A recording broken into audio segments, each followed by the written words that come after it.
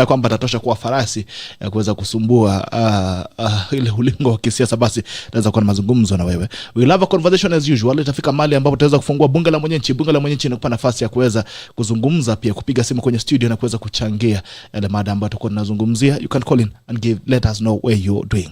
Lakini kama kawaida, when you join in, please like. When you like, we get to know that you're watching us, and after you like, please share. When you share, you give someone else an opportunity to broadcast. This is the tackle, the 8th of February of April 2022. Lakini kama kawaida, lazima tuende mbele za Mungu tuombe, alafu tukirudi basi na kuja kuwapa salamu zenu. Haya, tuombe. Mheshimiwa Mighty Father, come before you this morning. We worship you, glorify your name. Thank you for another opportunity to be here this morning. We thank you for this conversation. Even as we speak to the nation, may it edify the fabric of this country. Even the tackler joining us, may you meet them at the point of individual needs. For we pray, trusting and believing. Amen. Haya, nimeona kuna wangwana mamka hapa tayari mapema chumba Kiptoian when you're watching from down under Australia. These are diasporans. Mungu aleta continue morning team tackle tuning in from Coventry, United Kingdom. Good to be part of this morning Sheria Wiki edition. Asante sana Chemugen Elias Lagat. Good morning to tackle. Good morning to you. Daniel, good morning. Murivo Unedovi. Good morning Geza. Good morning to you sir. Arisa contractors following from Giganjo Madhari Wadin coming MCA. Korekiwa Masi. Good morning Gerald tuned in from Kayole Embakasi Central. Asante sana Richard Usodama Ekwaro, Kabeta Barracks wako ndani. Asante Kimboi, Peter Kipkwet. Good morning Mr. Bitok following the tackle live at Kese Sigilai. DK, good morning. Good morning to you sir. Vincent Chesire, good morning tackle. Good morning to you. Lennox Kosi, good morning. Hope you're doing well. When you join, please like. When you like, we get to know that you're watching us, and after like, please share. When you share, you give someone else an opportunity to broadcast. Haya, tulipa madeni kidogo. Rex Roofing nakupa nafasi ya kuweza kupata vifaa safi zaidi ya kuweza kufanya roofing. Best roofing solutions comes from Rex Roofing. Rex Roofing, distributors of quality roofing materials, quality roofing shingles, stone coated tiles, UPVC, water harvesting gutters. And you keep asking, is water safe that is harvested using the Rex Roofing water harvesting gutters? Yes, 100%. UPVC water harvesting gutters ensure that you can consume your water 100% safe. But also it depends on what you put your roof on. If you use Rex Roofing products, then you get a best opportunity to ensure that you harvest your water for your domestic use 100% safe. And we're giving you two kinds of guarantees. One is a workmanship guarantee of 10 years. This is what we're telling you. If you buy from us and we get to roof your house using roofing Rex Roofing shingles or Rex Roofing stone coated tiles, we're giving you a workmanship guarantee of 10 years. That anything happens to your roof in 10 years, we shall be there to ensure that your roof is as clean as it was on the first day. And we're giving you a 50 years product guarantee. This is what we're telling you. I don't know where you'll be in the next 50 years, but I can guarantee you that your roof will still be there with you, looking as fresh as it was on the first day. Here, why should you be in a dirty place when you could be in a clean space? Clean space, cleaners ensures that you are in a very clean space, whether it's a commercial space or in the domestic space. Unaweza kuwatembelea pale Current Professional Center first floor, nambari ambayo unaweza wapigia iko pale kwenye screen, alafu basi mambo yako yanaweza kuwa shwari zaidi. Domestic cleaning, fumigation, landscaping and gardening, unaweza kupata pale clean space.co.ke. Wapigie simu nambari 0790067942 ama watembelee pale kwenye Current Professional Center first floor, Karen Road, Nairobi. Rex Roofing watembele pale Manali Road, Manali Court first floor. Ukisema tumkutuma basi, we're still giving you 3% off on all selected products. Ukinunua pale Rex Roofing utakupa 3% off courtesy of the tackle. Kimbia pale usema tumkutuma, alafu mambo yako inaweza kuwa shwari zaidi. Make Valencia Murgor, good morning Jera. Good morning to you. Angela Marindich tuned in from Optiven Diaspora. Asante sana to Optiven. Franklin Kwejo Bright, good morning. Asante sana Mungai Polo. Barikiwa pia ndogo salimia 007 James Bond hapo. Haya, well done Rob. Good morning watching from my iPad. Tony T. Sankara, good morning Bitok. Good morning Mr. Wanjigi. Haya, asante sana mheshimiwa, good morning. Good morning, Gerald. It's a pleasure to see you. Finally. Asante. It's good to be here. It's a pleasure to have you this morning. Very early in the morning, but you're looking very fresh as a lily. Yes. Mm-hmm. We have clear minds and a good spirit. Mm-hmm. You know, when you put God ahead, there's nothing that doesn't give you a smile.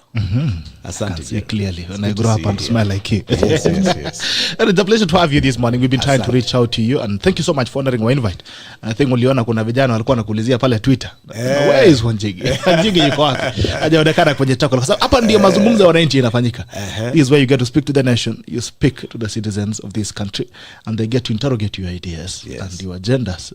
One on one, live. This is the tackle, and you get tackled. Ukifinywa pia usiogope. Usiogope, unajua wananitanga fearless. Unaitwa James Bond. You fear nothing. Yes. All right. I'll give you an opportunity. This you come here. I'll give you an opportunity first of all to speak to Kenyans, introduce yourself. Wewe ni nani? Umetoka wapi? Unajua a few years ago ulikuanga kama, unajua I come from, there's something that I speak about. a giant that used to exist someday, somewhere. We've never seen it, but we don't talk about it, and we fear it. Jigi alikuwa anasema huyu mungwana ni nani huyu? Tunasikia ndiye anavuruta strings pale nyuma. Maybe Kenyans have had an opportunity to now listen to you finally and get to understand that beyond you doing what you've used what you've done for many years, you have an interest in this nation and you have a vision for them. But even before you go to that, maybe you can introduce yourself at a personal level. Wewe ni nani? I'll gladly do so. No. I am a humble Kenyan, born and brought up here. I must say, I have been among the, let me say, not uncomfortable Kenyans my entire life. I have schooled here and went abroad to Canada, where I did my final schooling, and have continued here. Local universities where I'm doing a master's currently. I believe I have been a successful businessman, ventured broadly into a wide arena of business both in Kenya and in Africa specifically.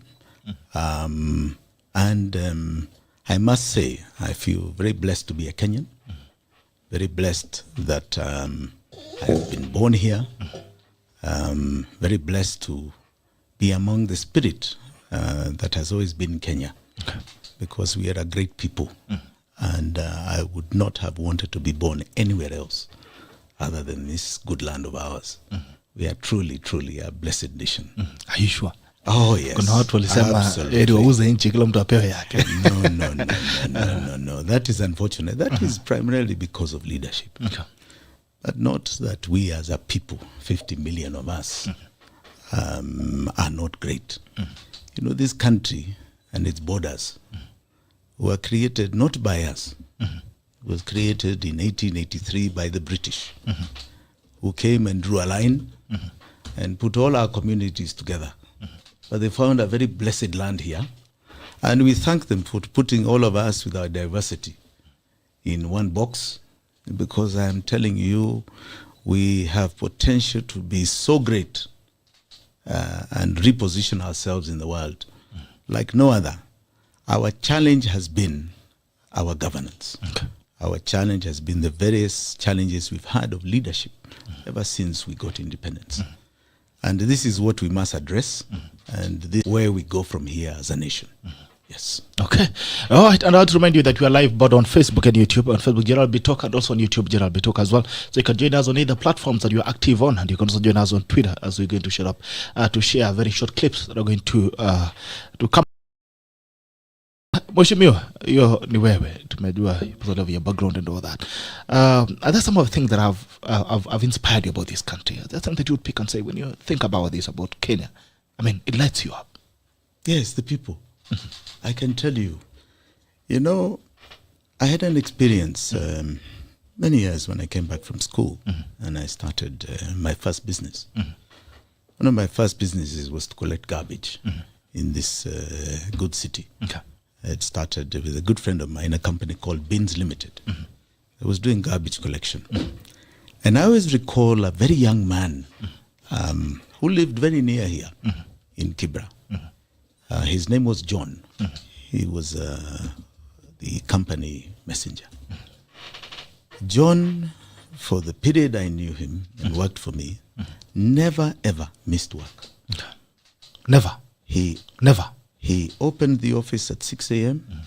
and left no sooner than 6 p.m. He never missed work. There's one time he got sick, and I came to see him in Kibra. It was probably one of my first times to come to Kibra. And when I saw his humble, very, very humble home, one-bedroom home with a dirt floor, I asked myself, this man comes to work very clean every day. He smiles. He walks to work. I said to myself, this is truly the Kenyan spirit. That even in all this disparity and inequality, that we still get up, believing we have a purpose in life, and we smile. Yes. We carry on our duty without flinching, and move forward with such a great spirit of achievement. That young man, when he retired, we made sure we had built him a beautiful home where he came from, out in Homa Bay, and where even now he could flush his own toilet inside the house. And I can tell you, the most touching thing was that is the spirit of Kenya. That is the spirit in the length and breadth of this nation. No matter what the challenges, we still get up and try. We still get up and pray to God. We still believe that tomorrow will be better than it is today. I can tell you that's a challenge and a spirit that you will not find in many nations in this world. We don't give up. That is the greatness of our people and the greatness of who we are. And it must be harnessed. Gerald, we are joking. This is untapped potential that must be harnessed for the greatness of which we are as a people. You must remember, this is the cradle of mankind. This is where mankind began. Yes. So let us make sure that we harness that belief. Make sure that we make the world know that Kenya is the greatest nation on this earth. And we can only do that with a directional and focused leadership. Okay. Wacha hii selfishness that we've seen for far too long. Yes. All right. So there are things that inspire you, that when you look at, you light up, as Jimi Wanjigi. What are some of the things that when you look at in this country, it bothers you and disturbs you? Self-serving and self-centered leaders. I can tell you. Because in all this spirit that I was talking about, leadership has been wanting for far too long.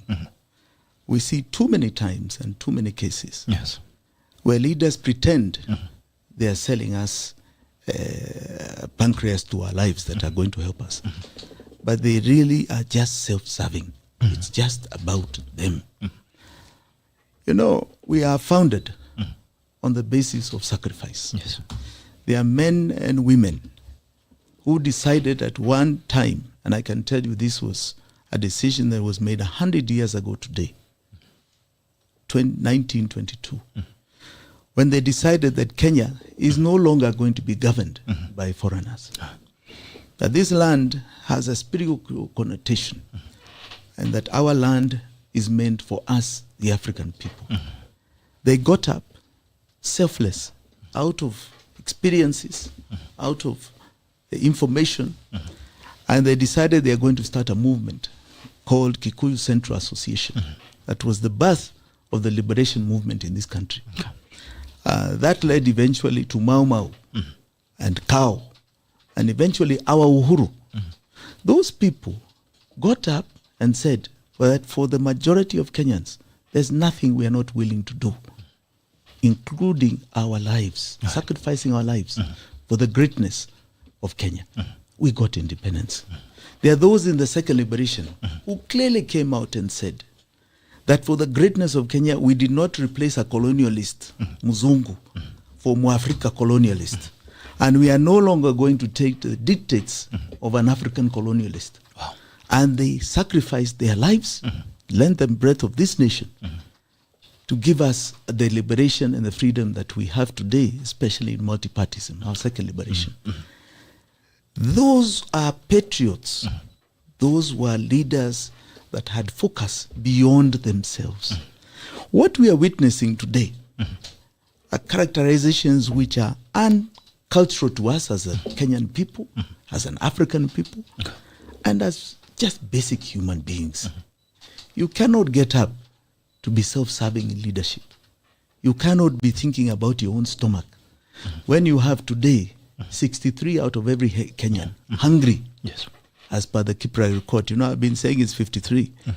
Kipra has updated that this week. And they're literally saying that since 2013, in 2013, out of every 100 Kenyan, 38 were sleeping without food. Wow. Today they are saying it is 63. Double. Wow. How do leaders sleep at night? How do they? When you're a leader, The people who you are supposed to be serving are like the children in your home. Yes. How do you sleep at night? When 63 out of 100 Kenyans are struggling to have food that night to live? That is a most painful thing. And all we see are people worrying about which part of the cake they are going to have for themselves, even in terms of leadership. Yes. Which part, which kikundi, which leg of the goat is going to be theirs to fly a flag. This must change, Gerald. This selfishness must change. Self-centered leadership must change. We have now got to get into what we call servant leadership. Right. It must be purely about the people. Why is it today that everybody wants to be a leader because they believe that's where money is, to be a leader? What happened? Yes. That was a place where there was no money to be made. It was a place of sacrifice. It was a place of sacrifice. You see that all over the world. You don't get into leadership to make money. Yes. You actually sacrifice, hoping that you are creating an environment for the greater good of mankind and even those that will follow you for generations to come. How is it you have, I mean, we are witnessing it everywhere. Everybody wants to be, whether it's an MCA, a governor, an MP, because there's some little funds there that they think they can dip their hand into. That is the place where money is. Okay. Government is not, that's poor people's money. There's no money there for anyone to take. No. It's money to serve. It's money to serve. All right, okay. And we move on very quickly now to the business of the day. It's the state of the nation. That's quite it's mind-provoking to hear that from you. The things that inspire about the nation and the things that keep you awake at night about this country. And now we have a nation that we build every single day. And in that state, there's somewhere that it is at every single time. This morning, the state is somewhere. There is a state of the nation, and that's why we want to start off with this conversation. And some of the things that happened the other day or yesterday was the budget reading, 3.3 trillion budget reading. Media houses and many pundits have termed it as an heavy burden and last heavy burden on Kenyans. I don't know, what's your feeling about the budget reading that happened yesterday, the things that have been budgeted for, especially at this point and time? What do you think? What do you think about that? Is a very good question, and it's very good that I had this timely interview. The budget is the following.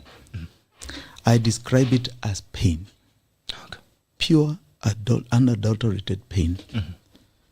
This government is the bane of deficit, of debt, of fiscal distress, and the bane of moving millions of Kenyans into poverty.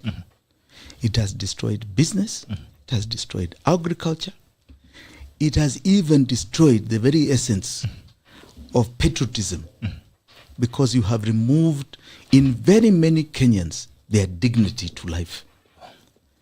There is no difference in this budget at all to subsequent budgets that this regime has had for the last 9 years. Okay. It is pain, pain, pain. There's no difference. Okay. They have no ideas. They have taken us on wanton spending without return. And now we, as the sovereign, have to pay for it. To give you a summation, they are saying that they are expecting a revenue of 2.1 trillion. I can assure you they will not get that 2.1 trillion. And even in that 2.1 trillion, you have debt to be repaid of 1.4 trillion. 1.4 trillion. 1.4 trillion. Of that 1.4 trillion, 890 or so is interest on debt. Wow. 890 billion. 890 billion. Do you know how much money is going to counties and salaries of government? About 800 billion. That interest on debt alone is more than what goes to counties and salaries of the whole government in 1 year. Wow. Interest alone. This is the kind of scorecard this government is showing us. And since we are the sovereign, government is you and I, Gerald, and all of us who are listening. Yes. That debt is us. There are conservative estimates that are talking about debt being something like of every 100 shillings, 60 shillings is Goes going to debt or revenue. repayment, yes. I can assure you, I don't believe that figure. I believe it is more like 75 shillings of every Out of 100. 75 going to shillings debt. Yes. disappears. Yes. Wow. That's why the deficit is so big. You have a deficit of over 1 trillion. This almost 1 trillion, this financial year. Now, and this is trusting their figures. I don't trust their figures anymore. I don't trust their figures. I don't trust the figures that this government has put out for years. And I can tell you that in that deficit is accumulation of a very simple mathematics. That if your revenue, you're getting is 100 shillings, 75 is going to debt. You then need 30 shillings to go to the counties. You need 50 shillings to go for salaries. You're accumulating this deficit. You need another 30 shillings for OPEX. So you're talking about the 850 is now accurate, because if you count 75, you take 30, that is a minus 5. Yes. You take 55, you take 50, that's minus 55. You then take another 30 for OPEX, is minus 85. That is the deficit that is being requested here in the books. Right? Yes. To supplement operations, salaries, and county money, which actually in the PFM law is against the law. Wow. You cannot borrow for recurrent expenditure. But they are doing it, and they've been doing it for years. Now, that is the deficit. So really the debt is 75 shillings for every 100 of revenue going to debt. Now, that money is just an accumulation of more and more debt. And at this rate, we'll probably be reaching, at the end of the year, a situation where 100 shillings of revenue is all going towards debt. That's 100%. That's 100%. Wow. We are in such trouble. You cannot believe it. You cannot believe it. And where do they get this money to supplement? We are the sovereign. Life becomes more and more expensive for us because they come back to us to pay that money. We are the sovereign. They tax us. And they'll keep taxing us. The cost of living goes up because of it. We have to pay that debt. There's no way a government is broke and you and I have got money. We are the sovereign. If the government is broke, we all bankrupt us. That is their duty. They come to bankrupt us. So I see people complaining. We have allowed them. We have allowed this government to do this to us. And we have allowed these legislators to pass this pain onto us. That is the reality. So where do we pin this on? All this burden, all the problems that we are talking about. Almost 100% of revenue collected going into debt repayment. Where do we pin this? Where did the rain start beating us as a nation? Oh, it started in the first term of this regime. Okay. I'm very categorical. There was wanton destruction of this economy. We had accumulated the most prolific infrastructure debt you've ever imagined. You imagine that in these 9 years, this government has spent 17 trillion. Money that we've never imagined being spent in a nation over 9 years. And yet we are poorer than they found us. That money has not benefited us. They started that wanton destruction at foundation. Foundation. Because what has cumulatively happened ever since after the first 4 to 5 years has been we have been paying interest on debt that was taken that cannot repay itself. I'll give you a classic example. You have SGR.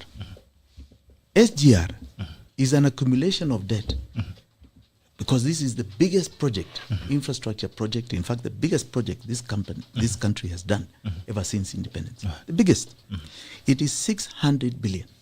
400 billion between Mombasa and Nairobi, and another 185 from Nairobi to a place called Dukamoja, somewhere out near Suswa. 600 billion shillings has gone to what I describe a big white elephant. We are using our traditional money from the little things that we do in this country, selling viazi, selling maize, selling shoes, selling mitumba, and the taxes collected from them to pay that 600 billion. Because that SGR project is not generating enough income to pay its debt and to run its operations. I can assure you, the government has been very shy to give us the contract. We want 2 contracts transparently exposed to us. The first is the construction. Okay. The second is the purchase of rolling stock, which are the wagons. The third is the contract for operating that SGR. Okay. I can tell you just on the operation of SGR, the operation alone, that contract costs Kenyans 32 million shillings per day. 30 million Kenyan shillings Mombasa, per day. Nairobi. Per day. Per day. 24 hours. 24 hours. Wow. And I can tell you there's no return, full cargo, full passenger of more than 5 million shillings. So every day we are making a loss of 27 million shillings just operating that rail. Yes. And you saw yesterday the budget is giving another 18 billion for capital expenditure of the same white elephant. This railway, SGR, from Nairobi to Dukamoja, the train did not travel more than 1 month when it was opened. 1 month. There was rolling stock that moved to Dukamoja and then it stopped. This was all the way back in 2018.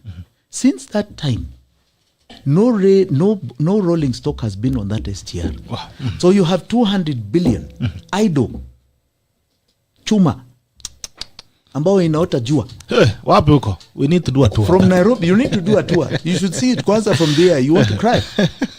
Okay? 200 billion chuma ya reli inaota jua tu. The rail traveled only for 1 month. To show you that this was a complete white elephant from beginning to end. I can talk about SGR with authority. Kwa sababu, mimi ndio nilianzisha. That is where I was going.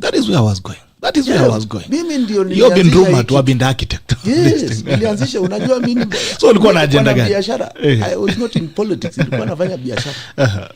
And after the 2007 disaster of an election, where we had even here next door to you, Kibra, here people are removing rail. I think you recall our neighbors, Uganda, and everybody used to complain that their goods are not getting there. We said maybe it's about time we revamped this 110-year-old rail that was brought here by the British. And we put forward a proposal with the same company ambao imefanya hii construction in 2008, 2009 to the government. At the time, if you recall, tulikuwa na some concession that was made to RVR. And RVR were failing in that concession. So we said, let us revamp this rail. The proposals that we did, which led to a technical and a feasibility and a technical study, were private, Gerald. Yani, tutafanya sisi bila hela za serikali. Private capacity. Private capacity. Okay. And I can tell you the first proposal I recall we tabled was from Mombasa to Malaba of no more than 55 billion. Really? 55 billion. Mombasa to Malaba. To Malaba. 55? 55 billion. Let's have it again, straight up. Mombasa to Malaba. 55 billion. Correct. Okay. Now, all we were doing was widening to SGR. The MGR. What we were not doing ni ile ambao umeona ati inapelekwa huko juu. Put up on a platform. Okay? And the reason for putting on a platform, walisema ati it's going to knock down animals in the Savo. Unaweka juu. The speed of this SGR is the same speed as the previous railway diesel engine. It's the same diesel engine. Okay? Yes. And you've never had the old rail at Imegonga Elephant hapo Savo. Never. So these are excuses to raise money. So 55 billion, Mombasa to Malaba. How it became a project of 380 billion from Mombasa to Nairobi. Was the biggest shocker to some of us. Wow. Biggest shocker. So we said, apana. When the new government came in, we said, fine. It's money that has been secured for the Chinese. Lakini instead of putting it there, why don't we do this? Some of us had the fortunate experience of participating in the Thika Road construction. And anyone will tell you in economics, if you want to stimulate an economy, stimulate with roads. Because during construction and after, you have got a stimulus. During construction, you're using a lot of local labor, a lot of local material. And after construction, you have closed the gap between markets. So he said, I suggested, instead of putting all that money in SGR, tutengeneze hii barabara from Mombasa to Malaba. Okay. That was roughly a cost of $2 billion, 200 billion. Hii ambayo tumetumia from Syokimau to Dukamoja. We could have done an 8-lane like Thika Road. From Mombasa To Malaba. to Malaba. Wow. Would have changed the economy of all the communities in that section. Along the road. From Mswahili, Mtaita, Mkamba, Kikuyu, up, All the way to Muluya Busia. all the way to Mluya Busia. Okay? You stimulate in about 10 sections, right? Where you get local labor, local materials. So it's a continuous stimulus during and after. But I'll tell you the most important thing, Gerald, because this is where an economy is stimulated greatly. When you close markets, you raise real estate values because now it becomes habitable. Right? Economic activity is increased. Thika Road, for example, before, because that was the first superhighway, before the construction of that road, Yes. an acre of land was no more than 500,000 shillings Along Thika Road. along Thika Road. Okay. At the time I was saying this, an acre of land had become about 10 to 12 million shillings. Today, Gerald, unajua ni pesa ngapi? Ngapi? Hapo Ruiru hapo kwa hii highway, Eh. 100 million shillings an acre. Wow. 100 million. That is what a good road does to stimulating economic growth for everybody. Right? Thika Road was done because it was at the time the most densely populated road traffic-wise. So now we expanded to Mombasa Road. You can imagine what would have happened Yeah, if you along the road. created a 24-hour corridor. Sasa ikaja, watu wengine wakafikiri, maybe because the cost of a road is known per kilometer, lakini watu hawajui cost of rail. Maybe there is a different motive ambao ilikuwa natokea to build an SGR. After all, let us be sincere here. Even the meter gauge railway that was built by the British was a continual loss throughout its existence. It was a loss to the British when they were running it. It was a loss to Kenyans when Kenya Railways was running it. So it was never about a return that you could ever justify. That's why we wanted to do it as a project, private. We had an expectation on a return on investment of something like 7 years. It was very simple. Okay. We were putting the rail. There are about 7 to 8 major uses: wheat, maize, fuel oil, palm oil. And the rolling stock was going to be managed privately Okay. by one of those farms that was going to farm it out, bring rolling stock, and we were going to get real estate value back.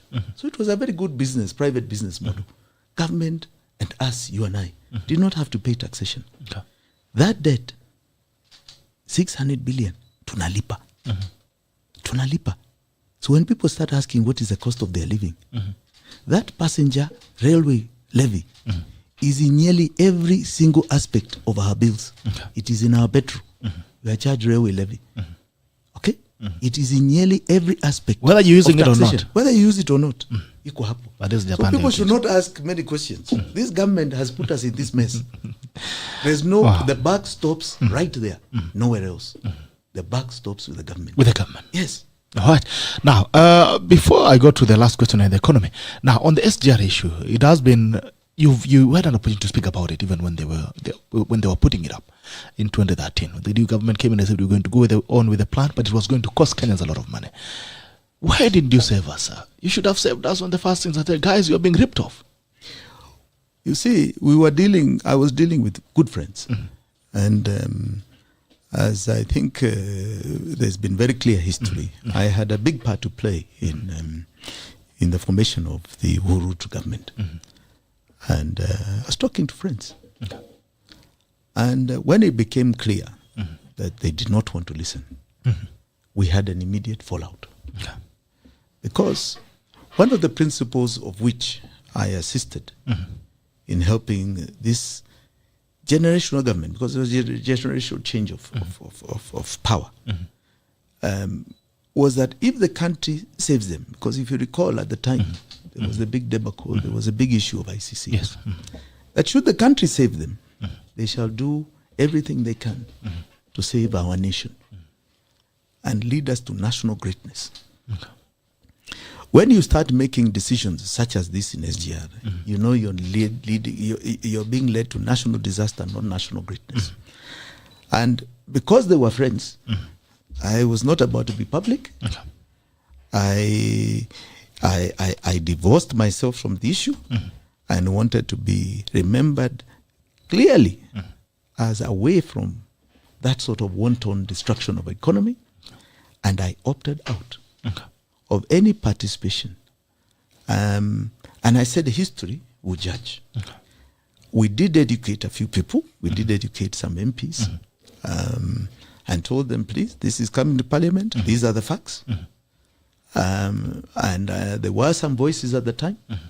I remember the good voices of people like Alfred Kiter, who came out from a lot of the education that we had given them.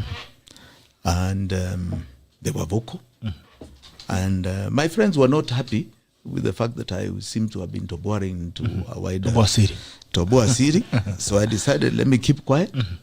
Time will be the judge. And I think we are now at that time where Kenyans are paying the cost. Yeah, very serious cost.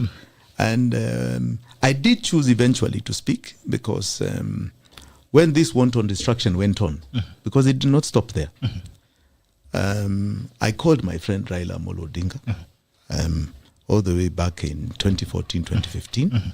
We had continually been friends. And I said, you know, I think I have developed the template for the next election. And this template ni wizi. Hii serikali ya Uruto imekuwa ya wizi.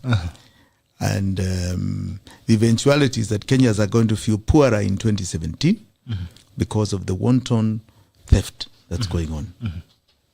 So we started raising some questions, I think early in 2015. At Capitol Hill. At Capitol Hill, I think we had press conferences, several places, including my restaurant called Caramel at the time. And we raised awareness to the foreign community. We kept the press aware. And even apart from SGR, I think you recall a time when we asked about Eurobond. Yes. I think that was another one that I think Kenyans need to understand. And Gerald, if you don't mind, I'd like to bring that to remind Kenyans. Because bring it up.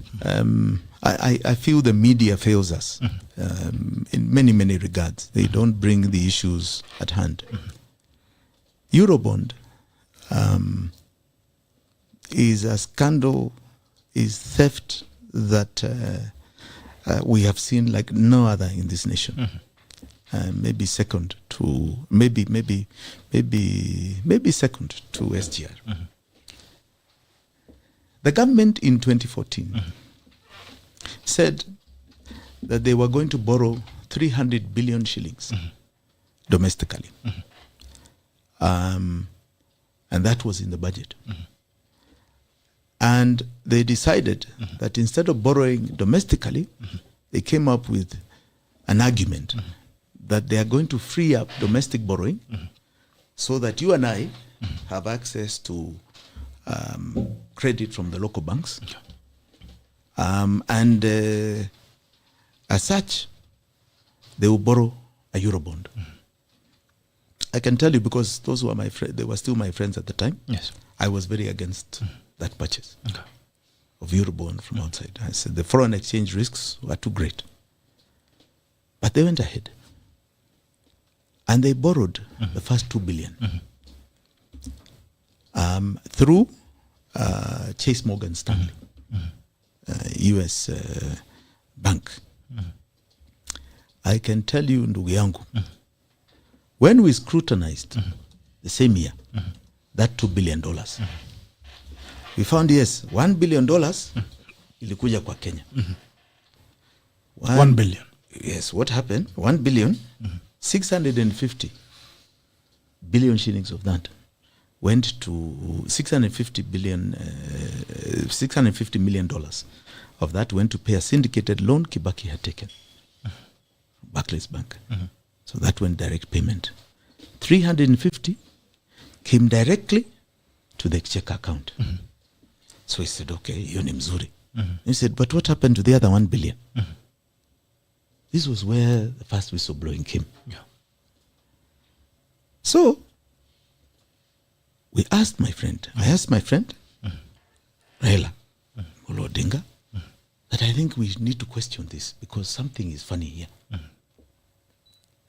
had a very good friend, late friend called Jacob Juma, who comes up and he tells me, Jimmy, something is very funny with these accounts. I said, why? He said, if you look at the government quarterly financial reports, they say they have borrowed 300 billion domestic, but they have taken the Eurobond also. So if you look, they have borrowed domestic 300 billion. This 300 billion outside doesn't seem to be reflecting. So let us raise questions. So he wrote to the then Minister of Finance, Bwana Rotich. Raila wrote and said, we want transparency to account for this money you have borrowed. As we wrote, they took another sum of 1 billion later in that year called tap sales. So we said, fine. Rotich, in his magnanimity, because we had made a lot of hue and cry, said, I am going to put all these details in a website. Okay. So we are going to download all the details, how we borrowed, how the transfers were done. And sure enough, he did. So we were very happy. So the 1 billion I'm telling you, where 650 went to syndicated bank, they showed us a SWIFT transfer copy. These 650 went to Barclays Bank, Ireland. 350, a SWIFT transfer from Chase Morgan Stanley, went to Exchequer account, Central Bank. That's the government account. We saw it, a SWIFT transfer. So he said, okay, that's very good. That's $1 billion. Hii ingine $1 billion, iko wapi?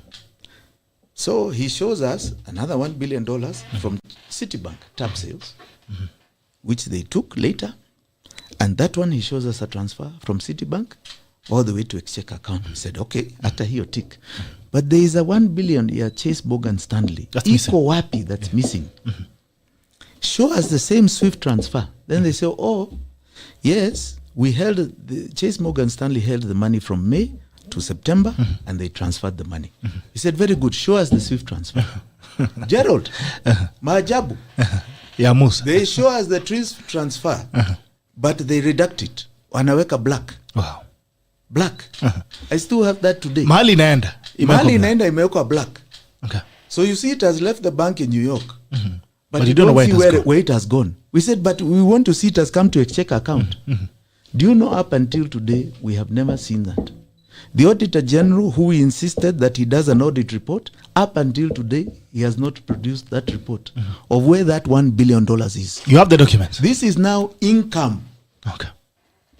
We are not even talking about expenditure yet.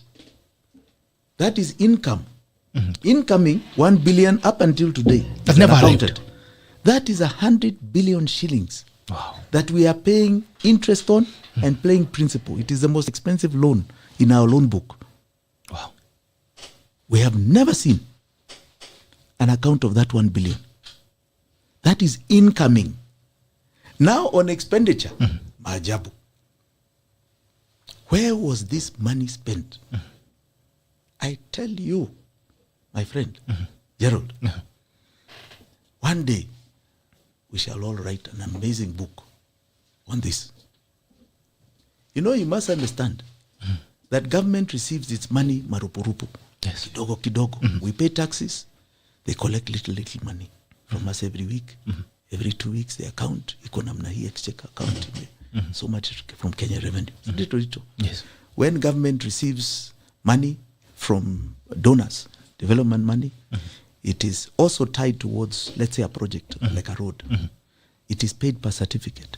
So the Exchequer does not receive the money cash. This is probably the first time that the Exchequer account had the capacity to get hundreds of billions cash. Namna hiyo. Has never happened in the history of Kenya.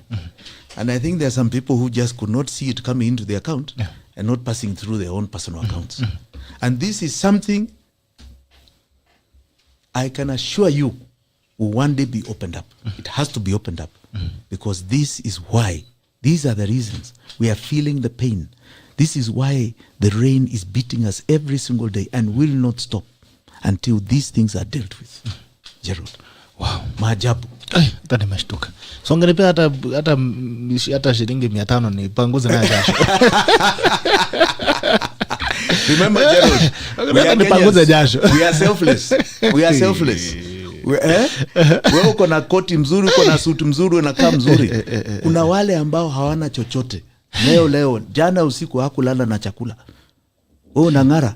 Lakini naweza kuwa nimevaa koti na sijakula. Unajua hii Nairobi wale watu tumevaa suti tunatembea njani wengi sana. Unang'ara jana. Wewe unang'ara vizuri sana. Unajua naweza kuwa umeng'ara. Unajua Nairobi lazima ufiche aibu pia. Naweza kuwa unazunguka hapa na tumbo inanguruma. Hapo ni kweli. Kumbe jamaa ako njaa. Unajua sasa zingine unaficha. Lakini sisi wote tunaumia. And how you've been speaking about that, you've given us you've painted a picture of a foundational problem that we've had, and looks it has never stopped.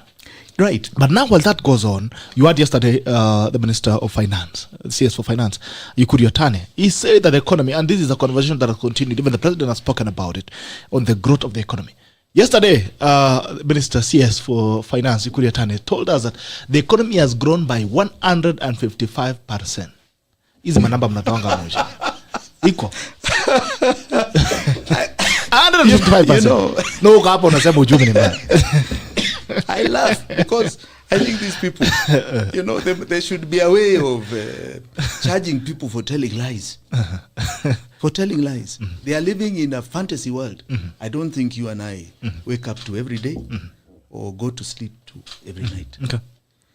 I have just given you a very clear picture that when this government took power, 38 of every 100 Kenyan could not find food. Today it is 63. These are their own government reports. Kipra is an arm of Serikali. So where is this growth that does not have jobs, does not have rising income, does not have food on the table? This must be in their minds. Maybe that's they are talking about their bank accounts, personal. But I can assure you, they are talking about their own economy. Not the Kenya. That's their own economy. Okay. They must be separate to all of us.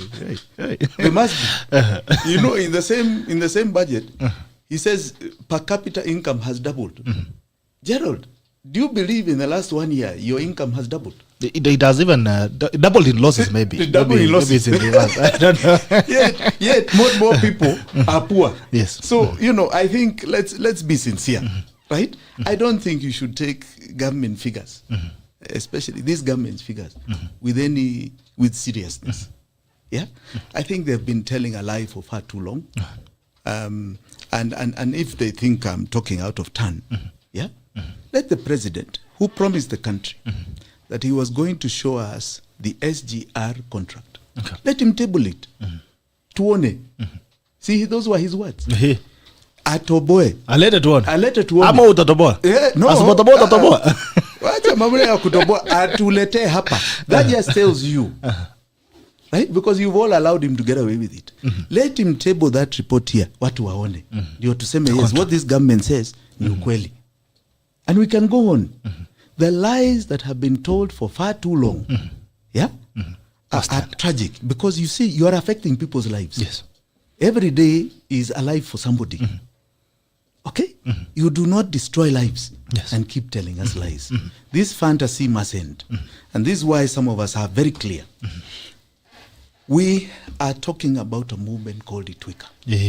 Kabla janda kwa Itweka. Itweka iko inakuja. Itweka inakuja. Now, let's talk about the economy. What could you have done differently? President Jimi Wanjigi, 2013, today is 2022. Rais mtukufu Jimi Wanjigi, you are the one in the reins.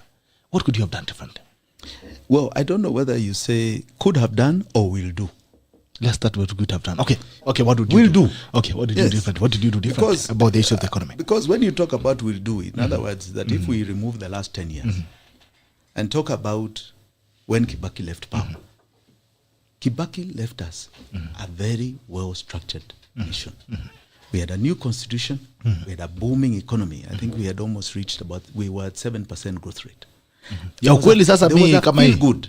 If you remember, siju kama unakumbuka, maybe you were very young at the time. No. But I was in this Nairobi. I was selling milk around. There was a sense of feel good. People, if you were thinking Kenyans are smiling in this hardship, at that time they were smiling in happiness. There was such positive energy.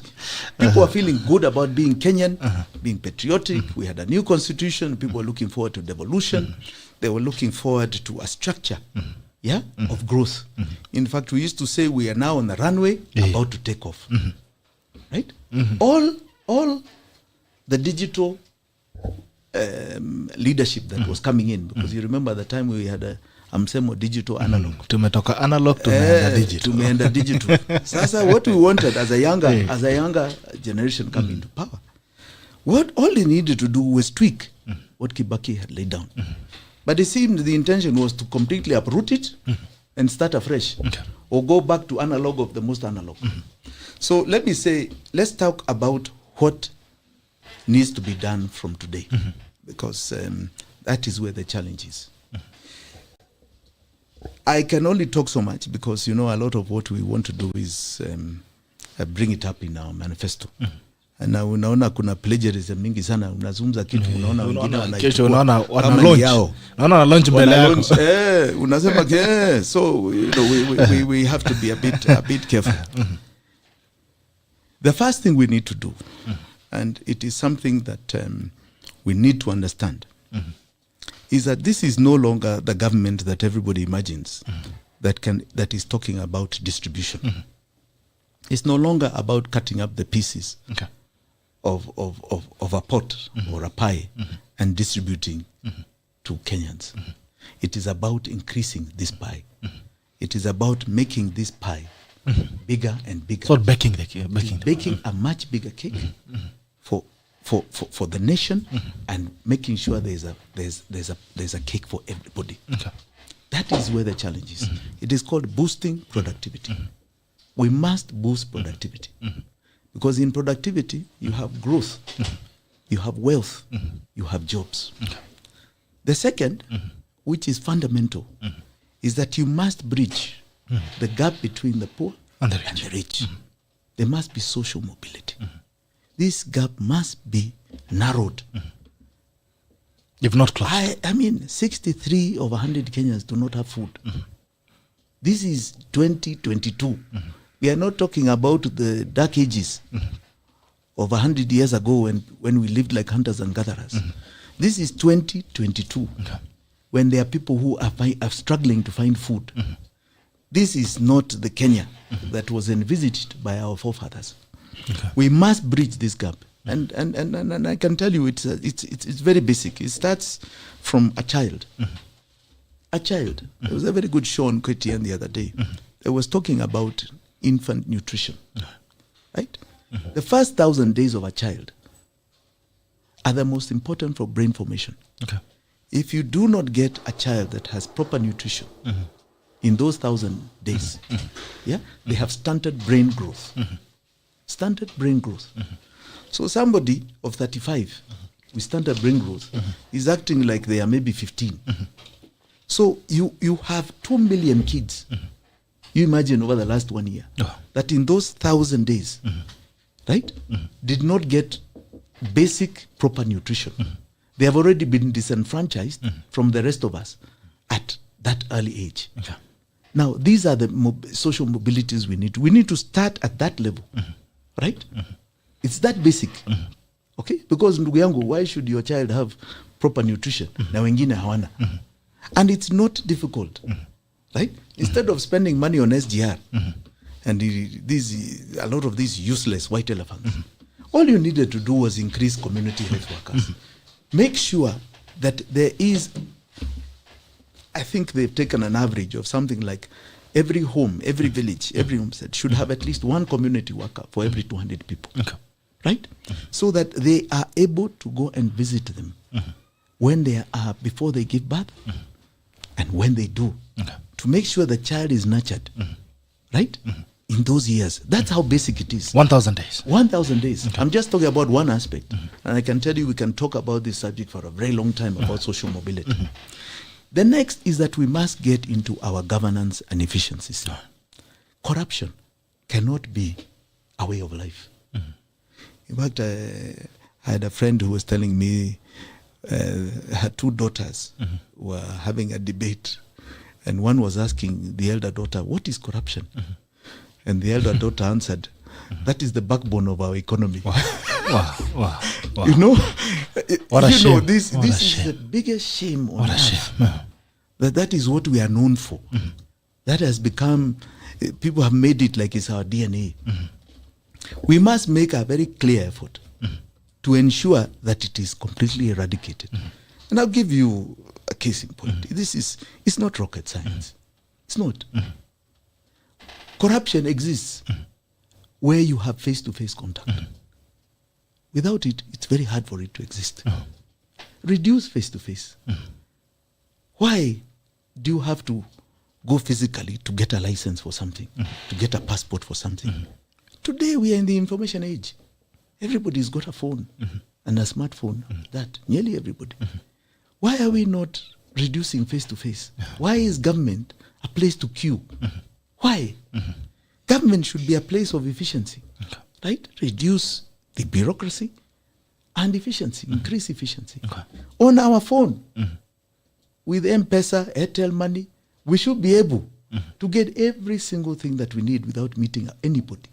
Whether it's our passports, whether it is a license to run my Mkokoteni business, assess license, assess tax, we should be able from our phone to do everything. We don't need to meet anybody. Just simple things like that. And we can go on. This is a subject we intend to roll out extensively in our manifesto. And then we must get into understanding efficiency. During the Kibaki regime, government was a place where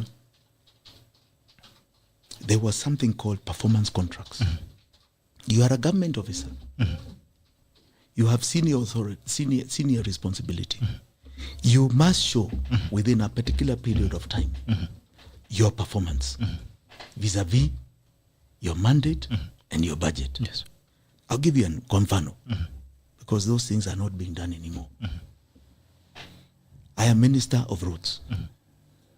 I say we have a target to do 1,000 kilometers of road this financial year.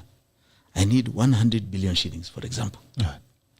And I will make sure that those 1,000 kilometers of tarmac road are done. Okay? I am assessed on that performance. And I can tell you the competition was to do this. Do 1,200 kilometers of road, right? With the same 100 billion shillings. Right? So that in the next financial year, you're able to show that you are so efficient, you saved money, increased the kilometers, and on top of that, you can now ask, I can do 2,000 this year, the next year, and everybody, even Treasury will say, yes, you have shown capacity, right? You are able to roll it out. Yes, you get enough money now to do 2,000. That's how we operate in the private sector. You challenge your salesmen, your marketeers to meet targets. They meet targets and beyond. That person gets bonuses. That person gets more capacity, is given more strength to fulfill even better the following financial year.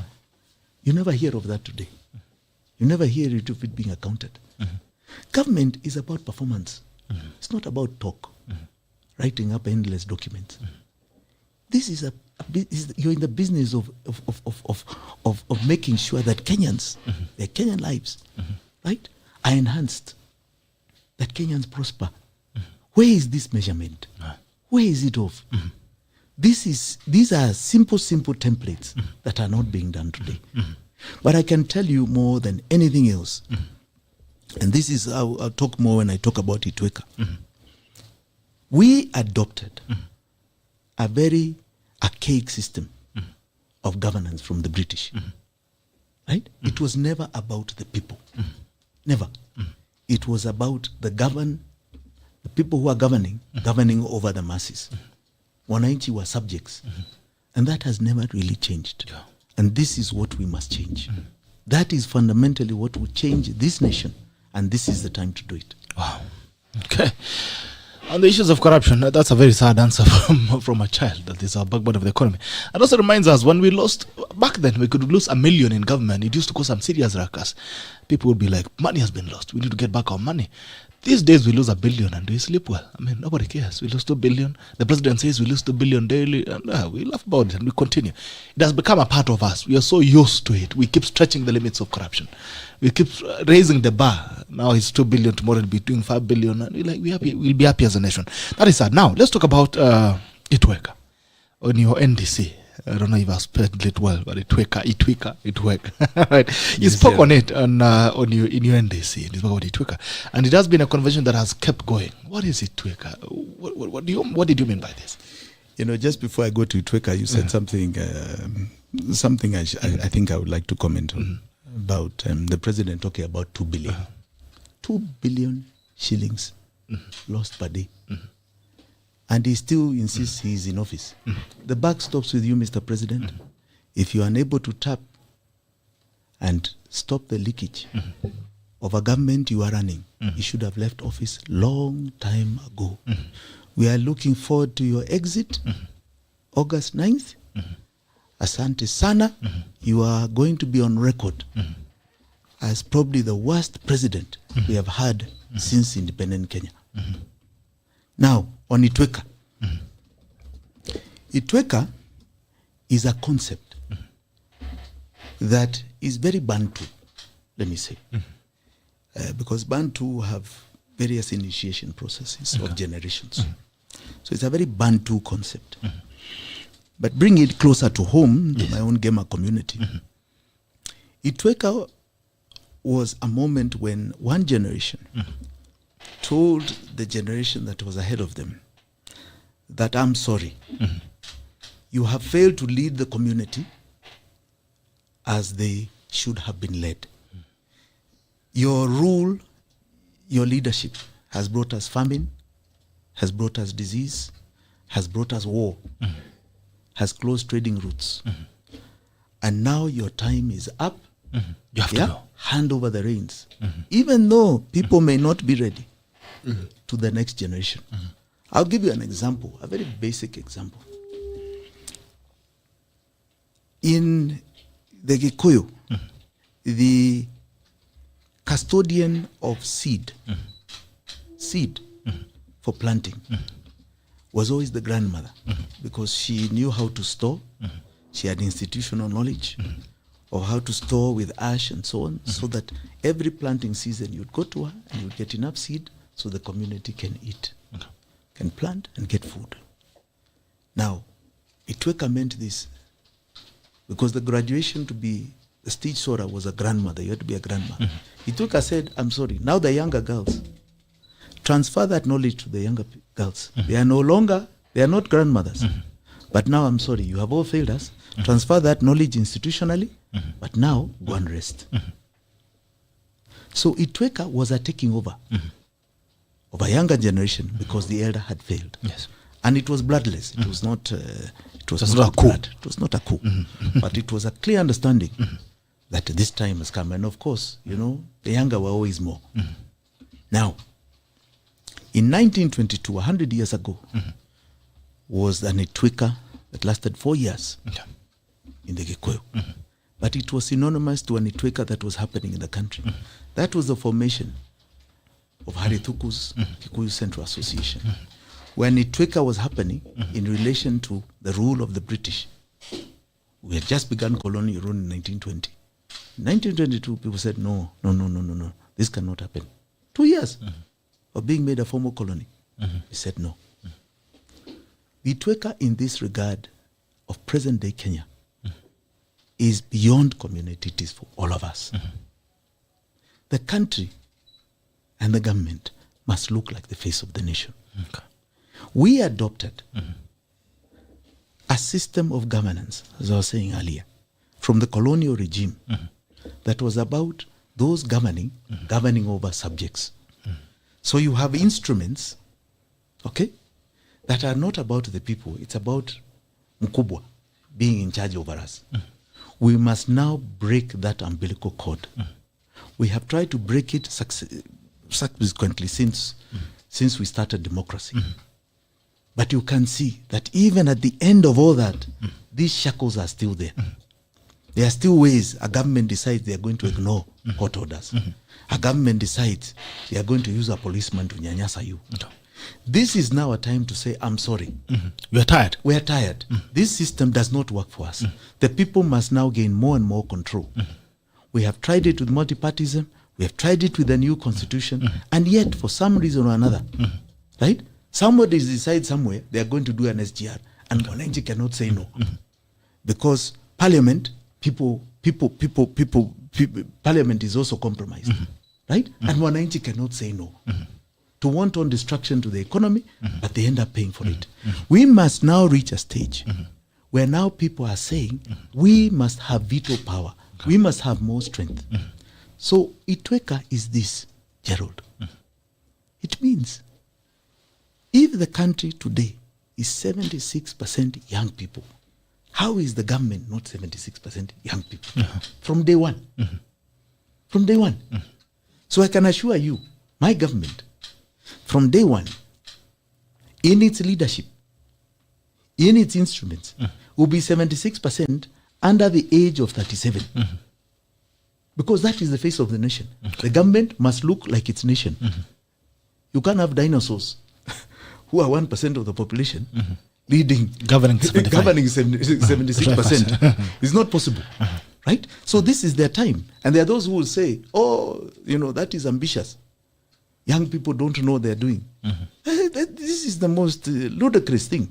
Because when we got independence, my own father, for example, well, he came from university, Stanford, direct to be the provincial agricultural head of Central Kenya. Direct.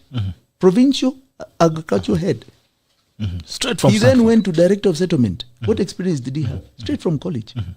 Right? At a young age of 30. So what are we doing here? Right? You've heard of people like Tom Mboya.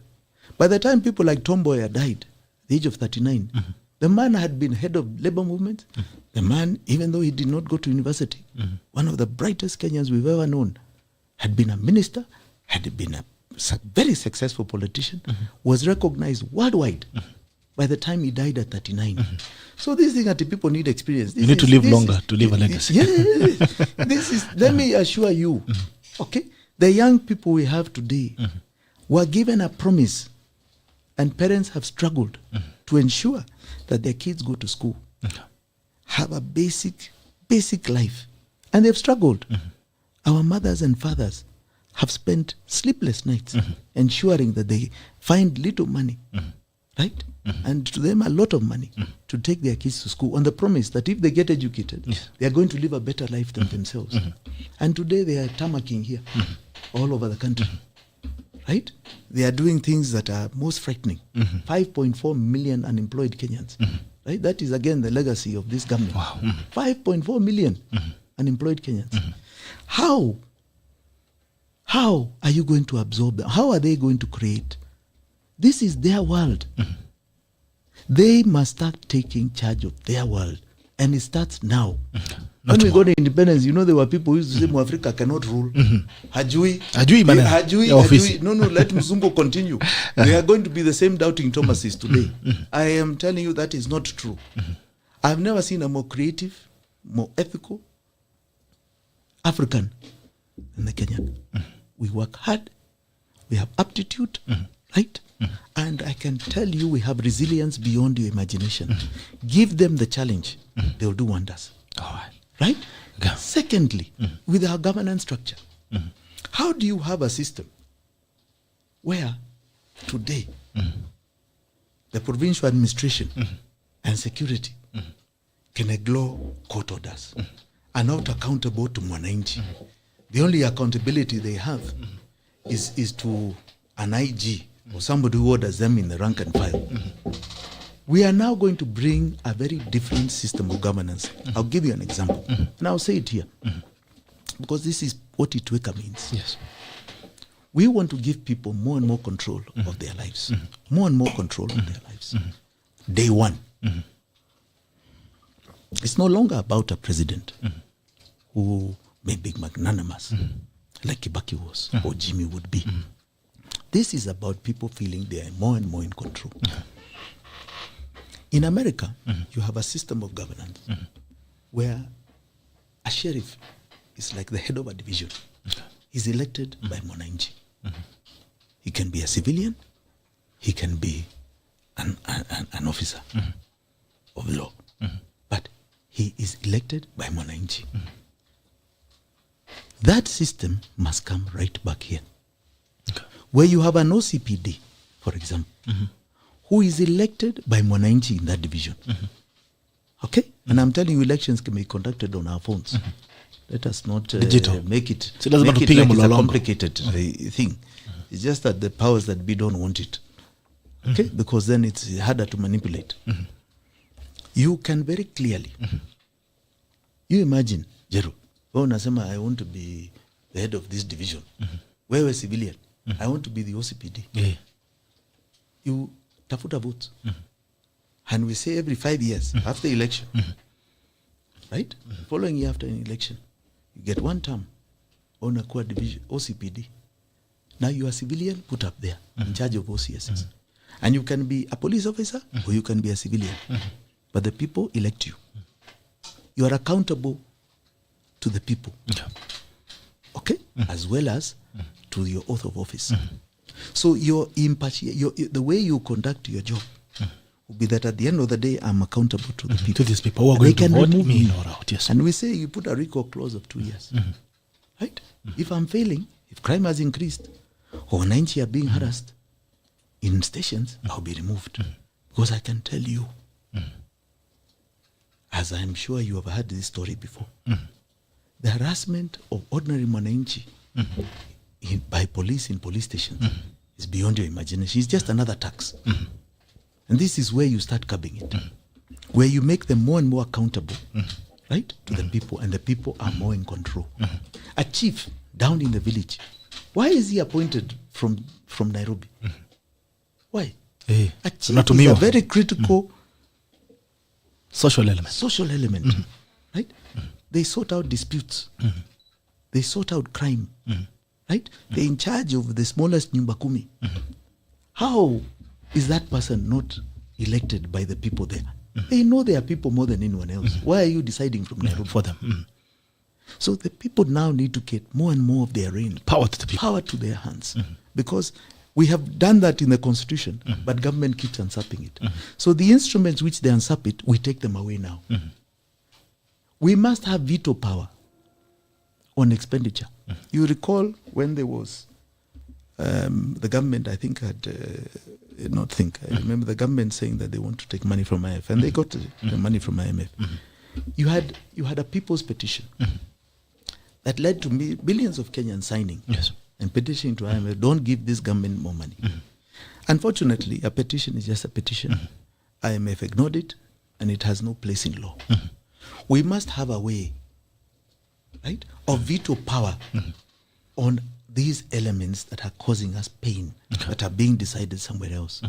A country like Switzerland, right, with all its structures, has got a referendum on the most simple of things. Not a referendum on positions. People want power. This is the most ridiculous thing, right? These leaders are thinking about sitting in chairs and offices. Why don't you bring us a referendum on whether we should do an SGR? Or a highway, or how much you should spend on it, or how much we should spend on it, or even on a highway. Do you want SGR, or do you want a highway from Mombasa to Malaba? I think Kenyans money on the box what they would decide. But we must reach an element where we must have, as wananchi, veto on this wanton destruction to our lives. We must have veto beyond the institutions that are there, because we have seen these institutions are corrupted, they are usurped, or there is laws that are brought, for example, the political power, the parties whipping power, okay, that makes a party and its individuals, because many MPs I know voice these same opinions, but they can't voice them outside their party. Their party restricts them. Now coalitions will restrict them even further. You can see our voices are being muffled. There must be a way that these voices are heard and have veto power beyond these established institutions, because they are being usurped. Another example, and I'll say this, Gerald, because we've just passed the budget. In the Constitution, for example, there is the element of people's participation. Public participation. Public participation, sorry.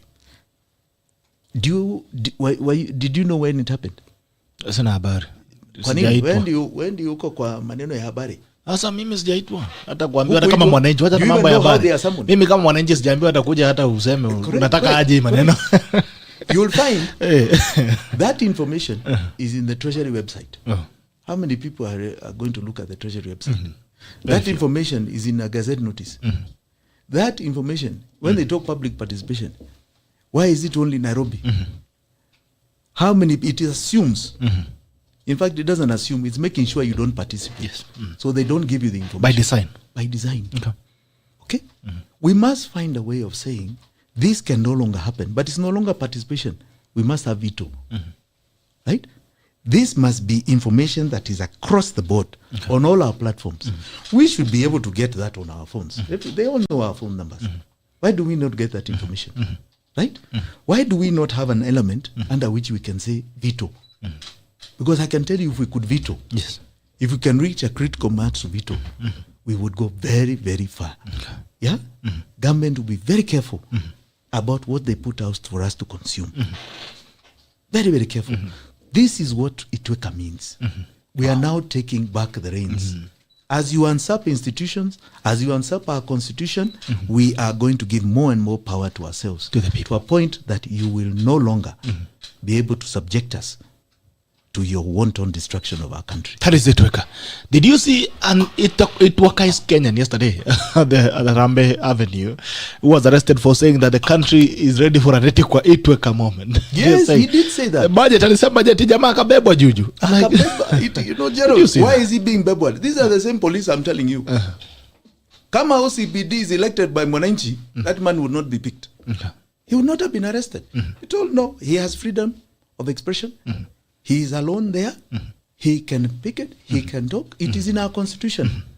Right? He is alone. He is not even called a gathering. So he does not need to give anybody notice. Why is he being arrested? For screaming his pain. He's speaking on behalf of majority of this nation who are in pain. How do you arrest him? How do you, even you as a police officer, arrest him? Hata wewe uko kwa uchungu. We know it. We know even you police officers are feeling pain. Why are you arresting that young man? And I hope he has been released. Gerald, let me tell you, if he has not been released, wherever he is, or whoever his family is, they should get in touch with you. We'll pay for his bail.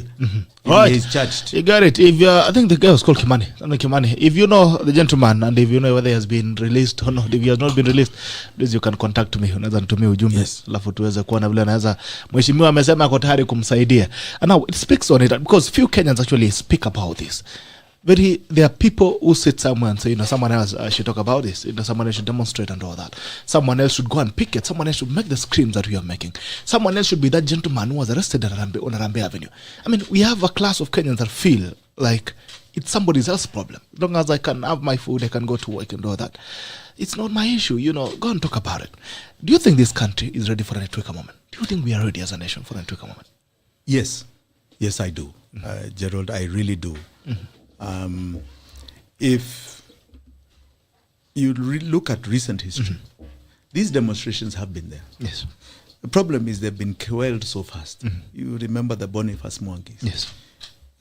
They have been out on the streets. But the same draconian police, you know, really, the Constitution gives us the right to picket. Just give them notice, go and picket. There's nothing wrong.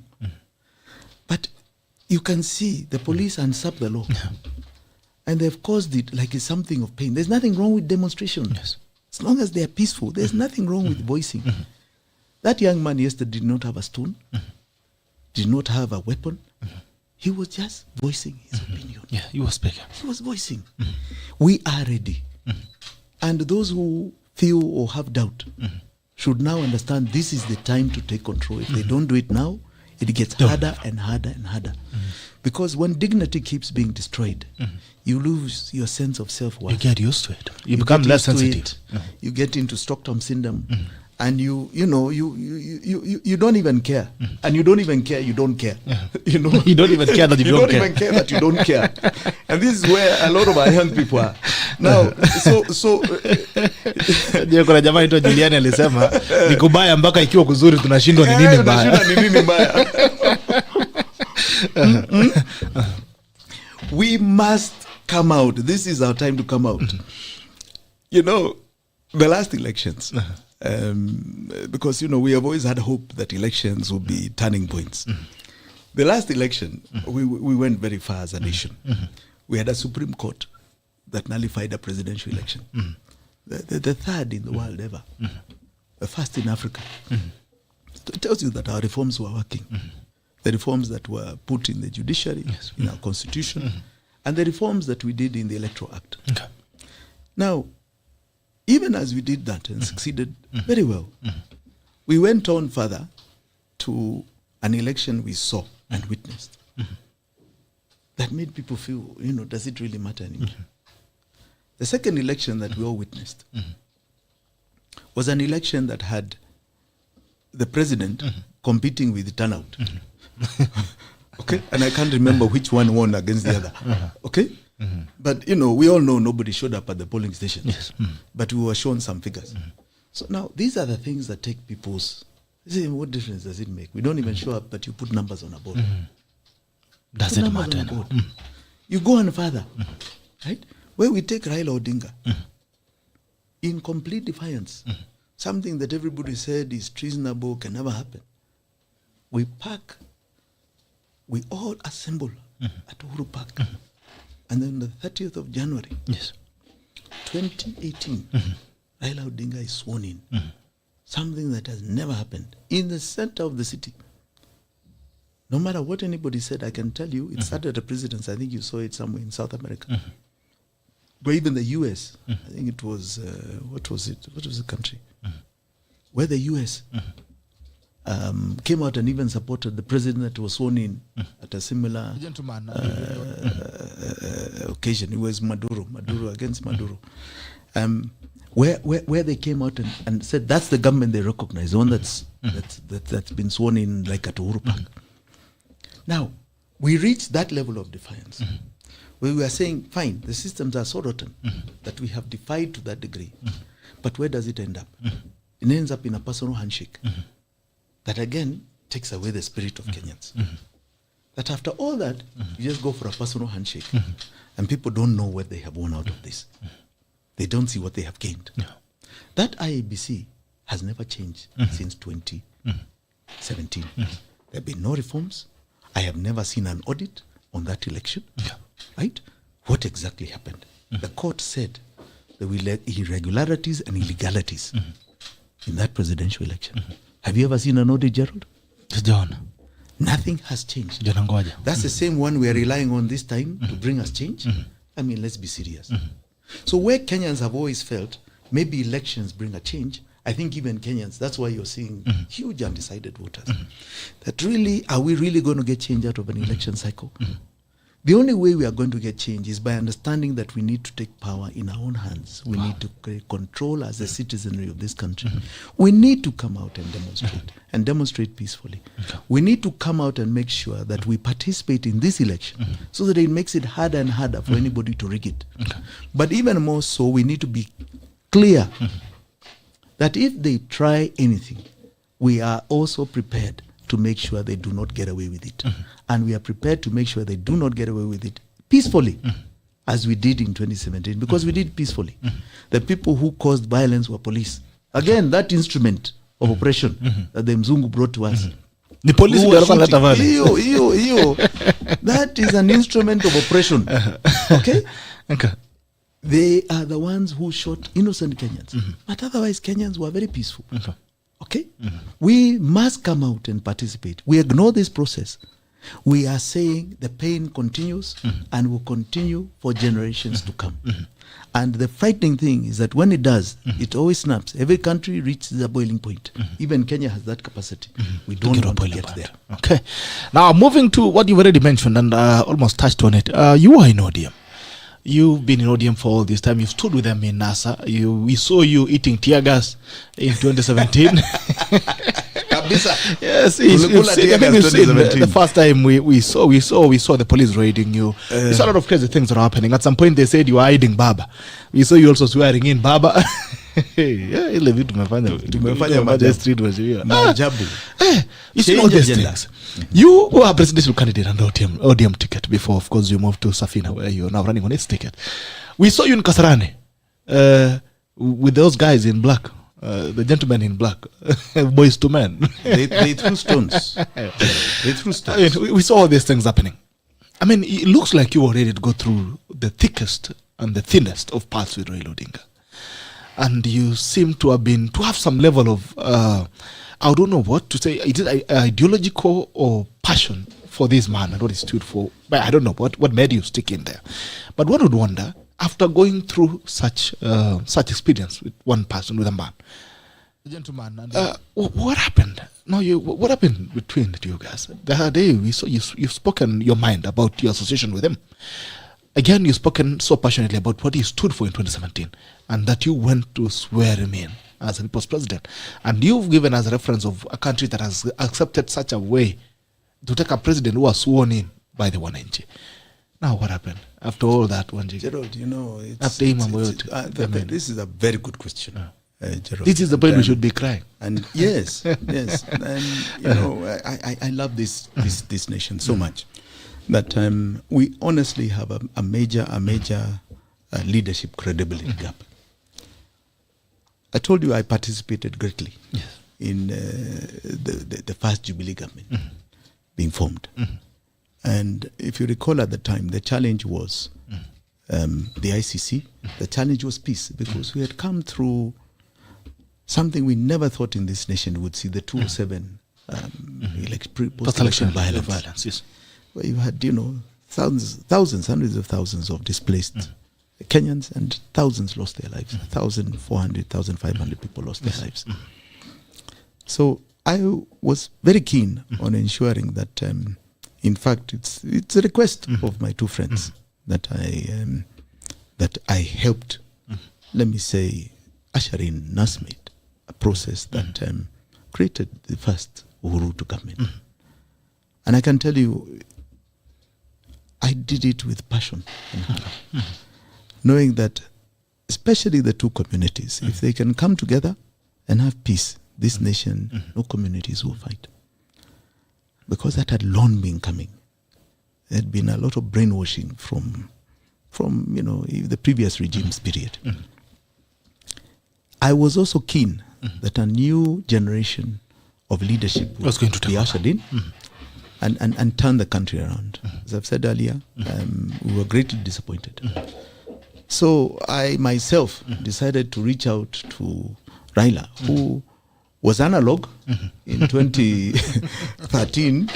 We called him analog. But I said, at least this analog man, akona historia fighting for the people of Kenya.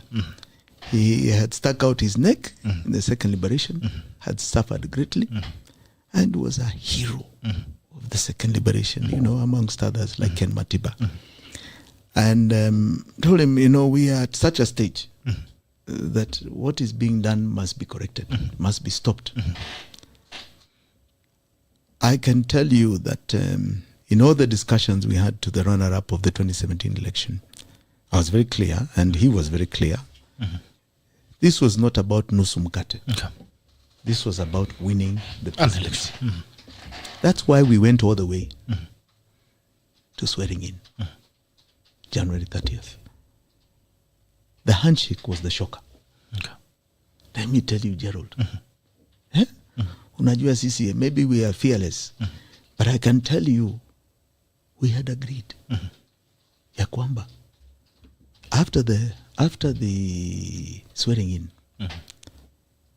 the month of February, we keep quiet. We see how the government is going to react. And their reaction, we saw it. They kicked out my good friend Miguna and tried to disenfranchise him as a Kenyan. He's a Kenyan, born and bred. You're never going to take away his citizenship. But they did. They arrested and charged a man called Mheshimiwa Kajwang for wearing a wig. The swearing in. It was different because he did not participate other than wearing a wig. You wore a wig publicly. And Kajwang was defending himself until late last year. Okay? Unfortunately, the court said the answer accepted. Yes. But you imagine, all these years, he was defending himself. You arrested even people like Raila's sister, Ruth, was arrested. I myself, they attempted to arrest me and even tried to arrest my father. Now, that was the month of February. Yes. A lot with me personally, they didn't succeed. Then, in March, my good friend calls me and I like saying this because I think it's good to be transparent. Calls me and my friend James Orengo to his office, March 8th. And says, Orengo called you? No. Raila called me. Oh, Raila called you with Orengo. Okay. And he calls Orengo, and we were three of us in his office. And he says, Jimmy, wewe ulisema February tunyamaze, tumenyamaza. So where do we go from here? I said, now, we're now in March. Tunafanya kitu ambayo inaitwa the March in March to State House. After all, wewe uliapishwa. Na huna ofisi. Twende tuchukue ofisi.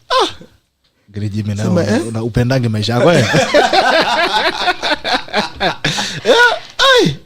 We even set a date. March 27th, we will march to State House. And we will emotionalize Nairobi.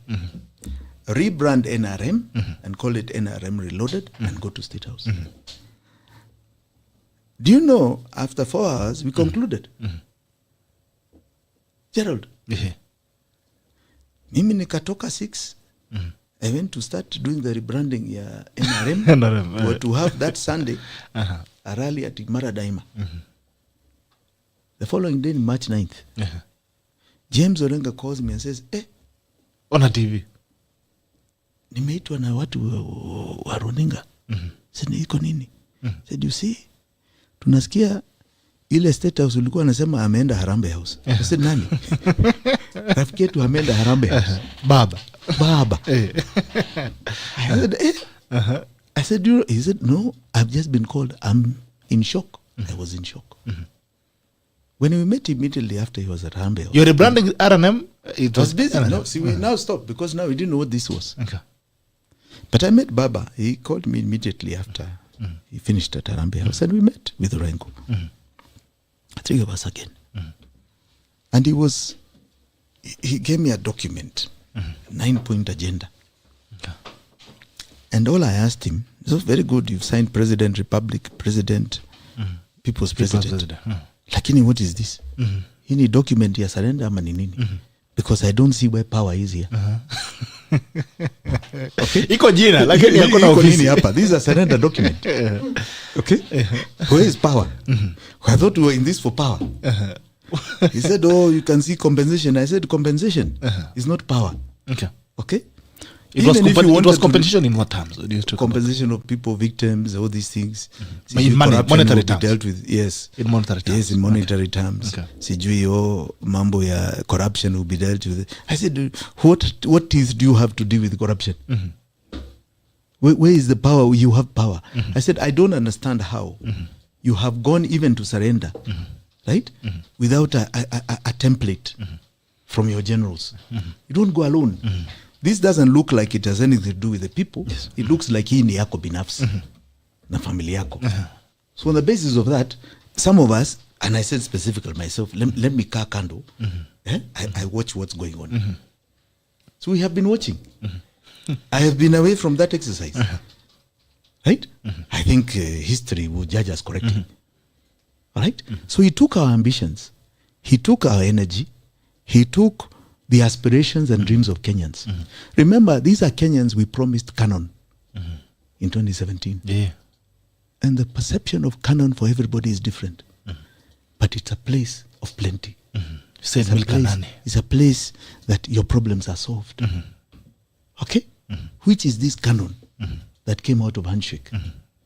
As I keep saying, more and more Kenyans are hungry. Aliona mamba. Ulikuwa naye uliona mamba. Mamba gani? More, you see, handshake was supposed to now be a pancreas for some form of canon. Hatujaona canon. More and more people are hungry. I don't think the problems have changed in any manner. They've just gotten worse. So this is where Kenyans start losing hope. Because if their heroes are going and doing personal arrangements, right? Arrangements that do not involve them in this struggle, they lose hope. So that is why. That was a point of departure. That is a point of departure. But that was not only a point of departure. I must say, Raila himself assured me many times over he wanted to retire. Okay. In fact, to be sincere with you, he's one of the greatest pushers of me standing as president. Okay. He said, you know, Jimmy, I've been in this a long time. Sijaona mtu kama wewe ambao huna reverse. You must get into this thing. You must go for the seat of presidency. This is your time. Many of us, we are all going. Akasema baba mimi naretire. Akasema yeye anaenda. Yeye anaenda. And apart from my family who also were pushing me, he himself said, please, Kenya needs a person like you. Okay. And I respect him for that. Where he suddenly got the bug to stand again, sijui kama ni yeye ama kuna wengine ambao wamemzungusha. Because he admitted to me he felt his time had come to an end. And, you know, the end is that, you know, you normally cannot transfer from one revolution to another. Yeah. The independence generation had its heroes, right? And warriors. Jaramogi, his father, was one of them, Jomo Kenyatta. And when Jaramogi tried to transfer to the second liberation, in that election, he was number 4, 1992. Number 4. His running mate was Masini Muliro, who again came from the first liberation. Like you can't transfer from one to another. I can tell you, if, let's say, Matiba and Raila, who had been the heroes of the second liberation, who had been detained together, had matched up to join to be on the ticket in 1992, I can assure you would have had a very different history. This is now what we are calling the Itweka moment. And it's beyond economic revolution. No one who started saying it's economic, but I can tell you it's beyond. We're talking about our self-worth, our patriotism, the way of governance. It's beyond economic. This is an Itweka revolution. It's a generational switch. It's a generational thing. A switch. And he cannot be the hero. He will not succeed. This is a very different time. Very different time. This was a time he should have nurtured new leadership. Yeah, these 76% young people are not going to be led by a grandpa. It's not going to happen. Okay? This is a very different time that needs some very different decision making, very different thinking. The world today is on our phones. We must think globally and act locally. We are at a very different stage. And he can't do it. You don't transfer from one revolution to another. We recognize him as a hero of our second liberation. And we will always hold him in very high esteem. I have the greatest respect for him. Right? I can tell you among them, he's probably the greatest fighter. He's a real fighter. He's a real fighter. I can tell you I was very disappointed with Handshake.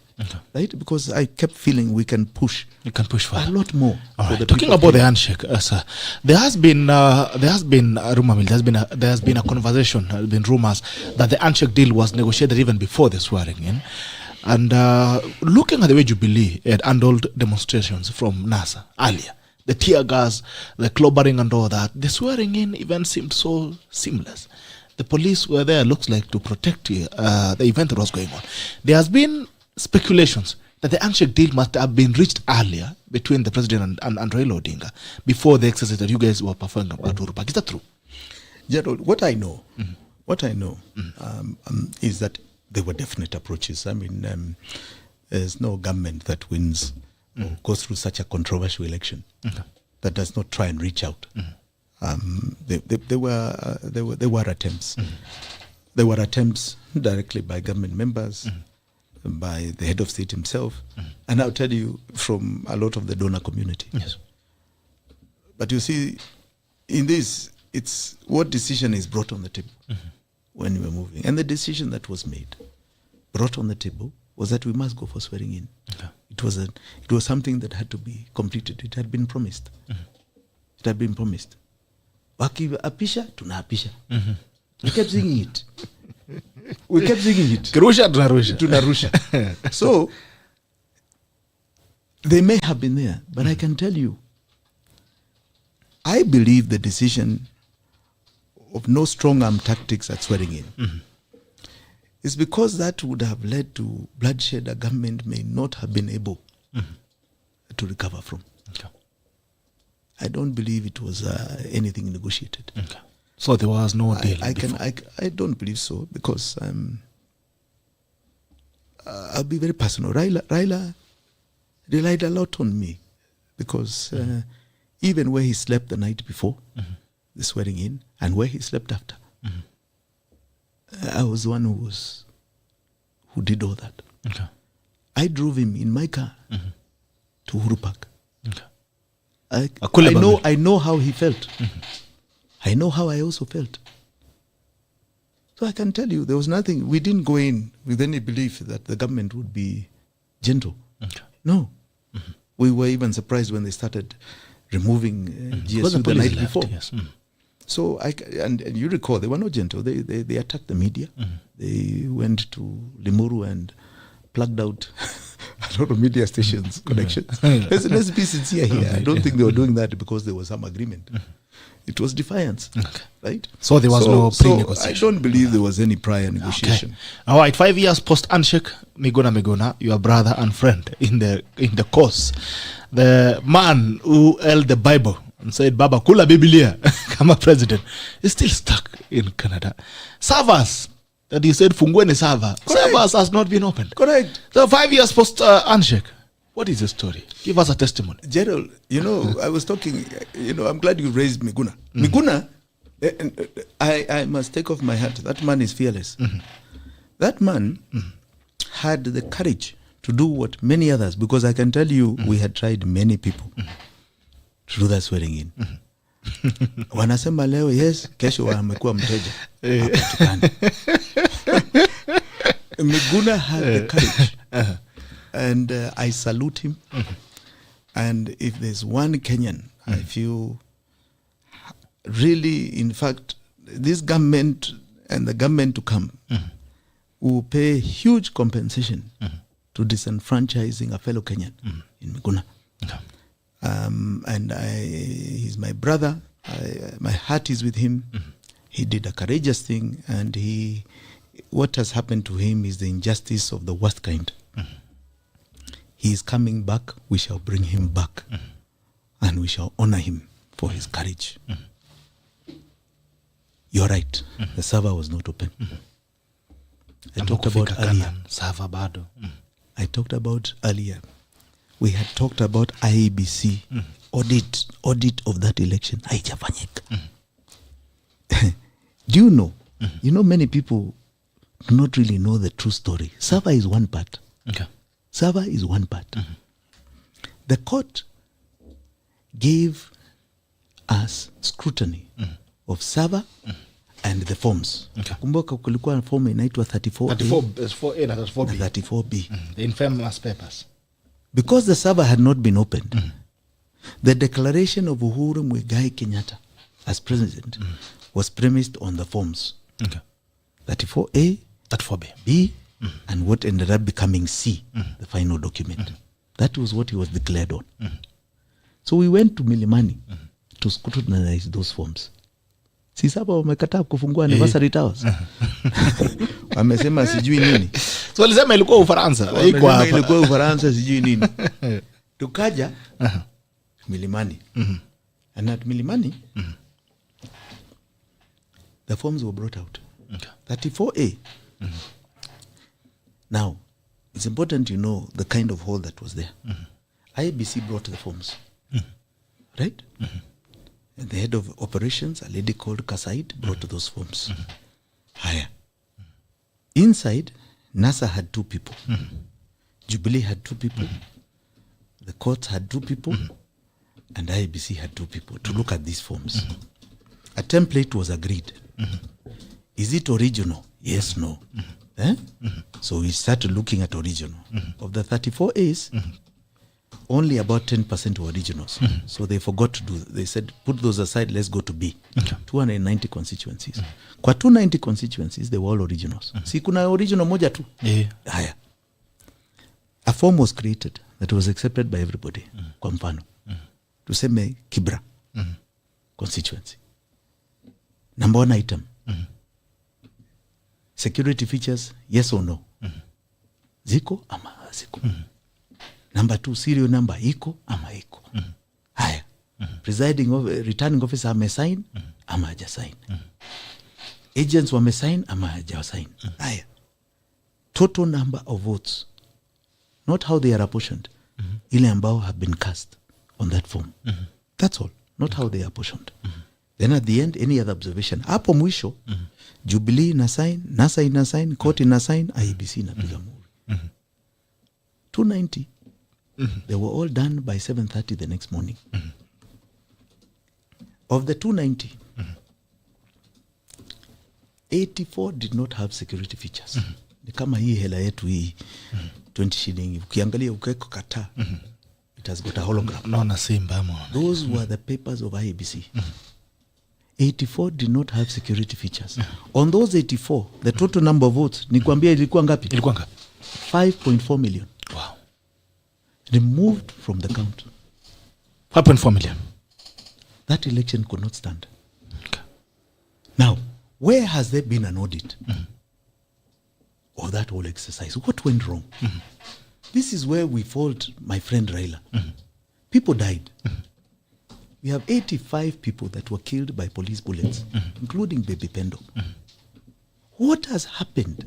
Is this the same IEBC that has not done an audit? What exactly happened? Who interfered with the server? Why was the server never open? Who interfered with those forms? Who printed those forms that were not IEBCs? Because those were not printed by Al Ghurair. Right? And this is the same IEBC we are facing this time. I mean, how fair are we being to the voter? This is why the voter is despondent. He's very despondent. Okay. Are we really going to get a free and fair election? I can tell you, Gerald, this is going to be a sweat and a half. Ya ambao unakuja. Because you have a president ambao amesema yeye anapigia debe mtu. Okay? The president has every right to vote for who he wants. But he does not have the right to be public about it. Yeah. Are you public about your vote? You go to that debe, you vote. Hii no siri yako. Him as head of state. Because you can imagine, they are not even from the same party. Okay? They are not even in the same party. He should be in the forefront of showing impartiality. Right? Like Kibaki did. Kibaki, nobody knows. He never announced who he's supporting. And we had a very peaceful transition. What we have seen here is partiality. What we have seen is state machinery being used to support one candidate. Right? A bias towards one candidate by the state. This election, ndugu yangu, I can tell you, people must show up and vote because that's the only way we are going to defeat whatever impunity is being planned. Okay. We must turn out in large numbers. Large numbers. And stop impunity because large numbers stops it. Okay. If we do not vote, impunity will be perpetuated. If we do not vote. Now, from the reference that you've made, it looks like you're saying without saying that there could be possibilities of rigging elections. Is that what you're saying, sir? Absolutely. Okay. We didn't solve. The same Chibukati is a returning officer. Was he not the same one last time? He was. What audit has he been subjected to? Okay. So what credibility is there here? Wow. Okay, that's a bit strong, right? It's a possibility of elections being rigged. But anyway, wake up and go and vote, and we see what comes out. All right, I think you've spoken about your agenda in terms of the agenda you've had, the things that you would want to do for the people. I think you've spoken on that. I would want to ask a question here. Two questions maybe combined. And the first question is, all these guys that you're talking about, from the forming of Jubilee government, William Ruto, Uhuru Kenyatta, Raila Odinga, who is ruling right now, all these gentlemen and ladies, you've worked with them before. You've had a conversation as friends. You built something. You've built a government before, Jubilee government. You've built a government of the people, NASA government. Now, all these guys, you worked with them. What is your point of departure from all these guys? What is that now we will say makes you stand out of these guys? I'll tell you. And I'll be very clear. You see, I am a man, because of my upbringing, because of my training as a businessman, that believes in the betterment and the greatness of our people. You know, even as a businessman, the greatest thing you want to see is people prospering, because that becomes your market. So my eye is very different to the eye of an ordinary politician who wants to see dependence. Who wants to see, many of them want to see dependence. Wanataka kuombwa. I want to see people who are independent, who are free, who are prospering. Because for me, that is market. You grow, you're growing the basket, and the basket becomes bigger for all of us. So I have a very different eye. And my motive has always been to see our people in terms of greatness. And I'll go back to a little history. That history was premised because I came back from school when there was a second liberation. Yes.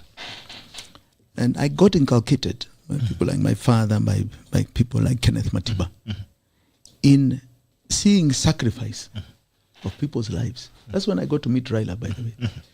Seeing sacrifice of people's lives just to see people free. Imagine that was my indoctrination into siasa. Coming out on the streets. I was tear gas those days. There was a movement called Magauzi, which came up before the 97 elections. I was one of the biggest funders of Magauzi. Imagine at that young age.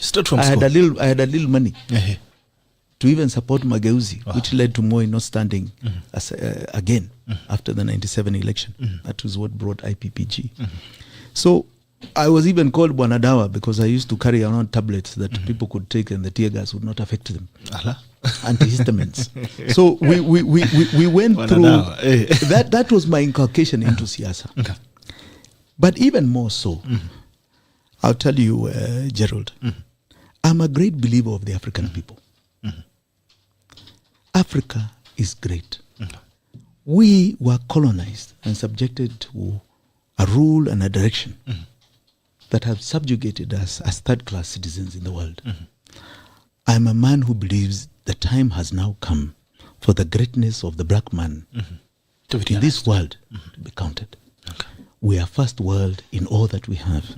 This is a continent that has 35%, almost 40% of the resources, mineral wealth of the world.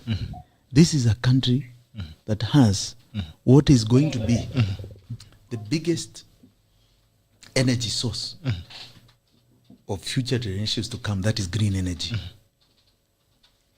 And we must take our rightful place and reposition this good country of ours. I do not believe that my competitors have got what I have got. A very clear resolve to make our people great for generations to come. They do not have my resolve. I believe they have been so tainted with the kind of politics they've been in. Because as you can see, many of them, especially my competitors, my two competitors, have been in politics for the last 30 years. You become inculcated into a basic framework that is difficult to move out of.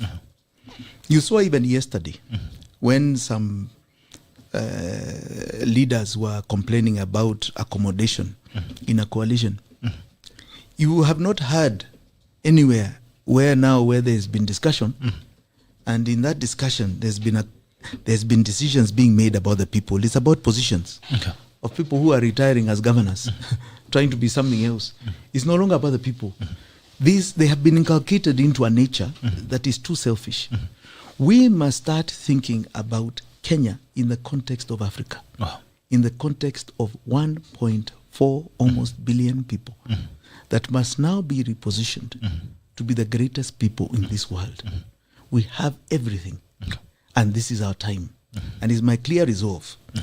You know, you look at a good country like China. China went through two specific periods. From the monarch era, they went through the Cultural Revolution of Mao Zedong, where he inculcated the culture of what you see as Chinese society. That was a very bloody revolution. Okay? Because he wanted to get rid of the past. A lot of history books were banned, and the cause of what a Chinaman, China woman are was defined at that time. Then you had the economic revolution that was Deng. The economic power of China and its 1.5 billion people was defined by dengue. We must start thinking like that, behaving like that. We, as we were saying earlier, are not even a Kenyan that feels patriotic anymore. I've been around the country, and you find Kenyans don't even know how Kenya began. Young people, they don't even care. Hatuna habari. We must start understanding who we are, what we're about, because history was not written by us. We need to understand what the Kenyan identity is. Wajua, ukienda Nigeria, a Nigerian knows who he is. He speaks pidgin English. He has a particular nguo. He has particular food. He has particular music. Yeah? He has his way of life. In fact, when I was younger, I used to laugh at their pidgin English. Now I admire it because it's unique to them. A Muindi who was colonized for 300 years maintained his name, maintained his clothing, maintained his food, maintained his religion. Sisi hapa, sisi ni Waafrika ama ni wazungu? Kwa sababu we have English names. We took on Christianity. Right? Even our clothing is this. We don't even have, apart from maybe basic ugali, we don't have really what you can put out there. Cannot define ourselves. Everything. We can't define ourselves. We need to start defining this product called Kenya, so that we are proud again about who we are. Right? And unleash it then into the world. Right? Because we have so much. There's so much that defines us that we don't appreciate it, like I was saying earlier. All right. And from there now we get to the next part, which is our greatness economically. I say green energy because that is the next, that's the next colonization if we are not careful. If we are not careful, that is the next colonization. This air we are breathing, right? This geothermal in our soil, right? The wind, the sun, that is the energy source. Unajua the world is moving away from fossil fuels. Yes. Ile oil ya Saudi Arabia inaisha. They are now coming for this. The way the Mzungu came for our land to create cash crops, this is now the new cash crop. And if we don't have focused leadership, you will have a few sheikhs rather than all of us being sheikhs. We must all be sheikhs. Haya, misikiti mingi wachache. All right, I would want to take maybe around 3 or 2 calls. Nambari ni 0779-800-010. Bunge la Mwananchi liko wazi. Nambari ni 0779-800-010 0779-800-010. Bunge la Mwananchi liko wazi 0779-800-010. Bunge la Mwananchi liko wazi. Nambari ni 0779-800-010. Haya, wacha niangalie comments kidogo hapa. YouTube, Wanjigi the 5th, that is Stars Kenya Graphics, good morning from Diaspora Center. MCTNA, Jimi Wanjigi yako moto. Haya, Karen Juguna, good morning Gerald. Gotea Jimmy. Jitegwa Ituri ya morning Bitok and the Tackle family. Ambia jamba yetu. Thai. Haya, Gilbert Korir, Jimmy, ameamua today is today. We love you Jimmy. Tupe uondo. David Akero, thank you Jimmy. Our watu ni wezi. Conmen, charlatans. Haya, headphones please. Do the skia simu. Bunge la Mwananchi, jambo. Hello Gerald, good morning. Good morning to you, how are you? Fine, thank you. Leta habari. Salamia Mheshimiwa Wanjigi. Sijui kama anakusikiza. Nakusikia. Najua kitambo nilikuwa nasemanga when I grow up I want to feel like this. Now you have grown up. Asante. Sasa hivi I'm a grown up. Ukisikiza Jimmy Yes. Is a leader. Ukisikiza ile maoni yako nayo. Naona kwa nini hajai mweka kwe huko kwa uongozi. Okay. Hata kusikia maneno ya SGR venye alisema. Ilikuwa na cost around 50 billion bana, ikaenda paka 300 billion. Whether nimeshtuka. I need counseling after this. Hiyo kitu nilisikia akisema, kuna time alisema nika hata mimi nilishtuka, ilinisumbua kichwa sana. But now you see hii election inakuja si rahisi. Hii watu wamejipanga, wakina Jimmy wasipojipanga itakuwa ngumu kupita. So lazima washikane. Unajua ukienda vita lazima ujipange. Tafute jeshi ya kutosha. So that they can win these elections and then they change this country. The problem is sometimes people say nice things then once they get to power wanatusahau bwana. Sisi huko kwetu tuliamusha jamaa wa MCA wakati alipotea for 5 years. Akaingia nyasi. Na tulimfanyia paka mnafanya harambee bwana. Wakati alipata alikuja akapotea Nairobi. Oleni. Niko hapa nitamfinya, nitakisha hajaruka. Toboa ni nani? Huko kwetu unajua Gerald anajua huko Bomet. Tulikuwa juzi jana mlikuwa na msanii. Bomet nilikuwa nimeenda kuwaitishia agenda pia. Unajua nilienda pale, unajua if you don't also mind the counties kuna kuwa na shida. So I'm trying to ensure that also you can vote at the county level. Mahali kuna agenda. Unajua engineer? Acha kuanda mambo ya Bomet kwanza. Turudi hapa nyumbani. Okay. Haya, uko na swali nyingine? Kuna swali nyingine. So Jimmy, I don't know. Jimmy anasema bara anasimama president. Kabisa. Tunaenda kwa debe. Niliona walikuwa na Asla. So walikuwa free amejoin Asla bwana. Unajua Asla ni rafiki yangu. Lakini in this we are competitors. Yeah. Okay. Jambo bunga la mwenye jambo. Good morning. Bunga la mwenye good morning. Yona ameingia nyasi. About ni 0779-800-010 bunga la mwenye ilikuwa hazi 0779-800-010. Kariran juga sama Honorable Kawira ngapi huyo hapa kidogo. Some comments I'm trying to look at here. Najua time kidogo imeenda, acha nikimbize. Murage Mugo never paid attention to Jimi Wanjigi. Now I know better. Henceforth JW will get my full attention. Okay, that's Murage Mugo. Karen Juguna, I salute Jimmy because he's a very wise and street smart man whose intent for Kenyans is on a level higher than any other politician. He allows and knows the root cause of our problems in simplest terms. Okay. Karen Juguna, kama how the Jama who was harassed by police jana outside Treasury because of expressing himself on the high cost of living. Melo, kindly ask Wanjigi how long he would build the Kenol to Karatina highway, which has taken these Urus incompetent government 10 years to build. Okay. Bunga la mwenye jambo. Good morning, Gerald. Good morning to you, sir. How are you? Good. This is Meshak. Yes, Meshak. Tuambie. Salimia Honorable Wanjigi, formerly one of us, now Safina. Asante, Meshak. Yes, I love the idea that Honorable Wanjigi has about probably moving the country forward in terms of economy and all that. But there is also a reality on the other end that we are not going to,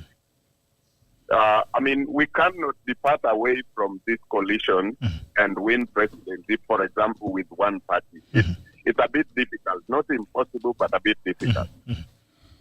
So, and then Mheshimiwa Wanjigi has not shown clearly whether he is part of One Kenya land or this other side. Of course, he says Honorable William Ruto is afraid.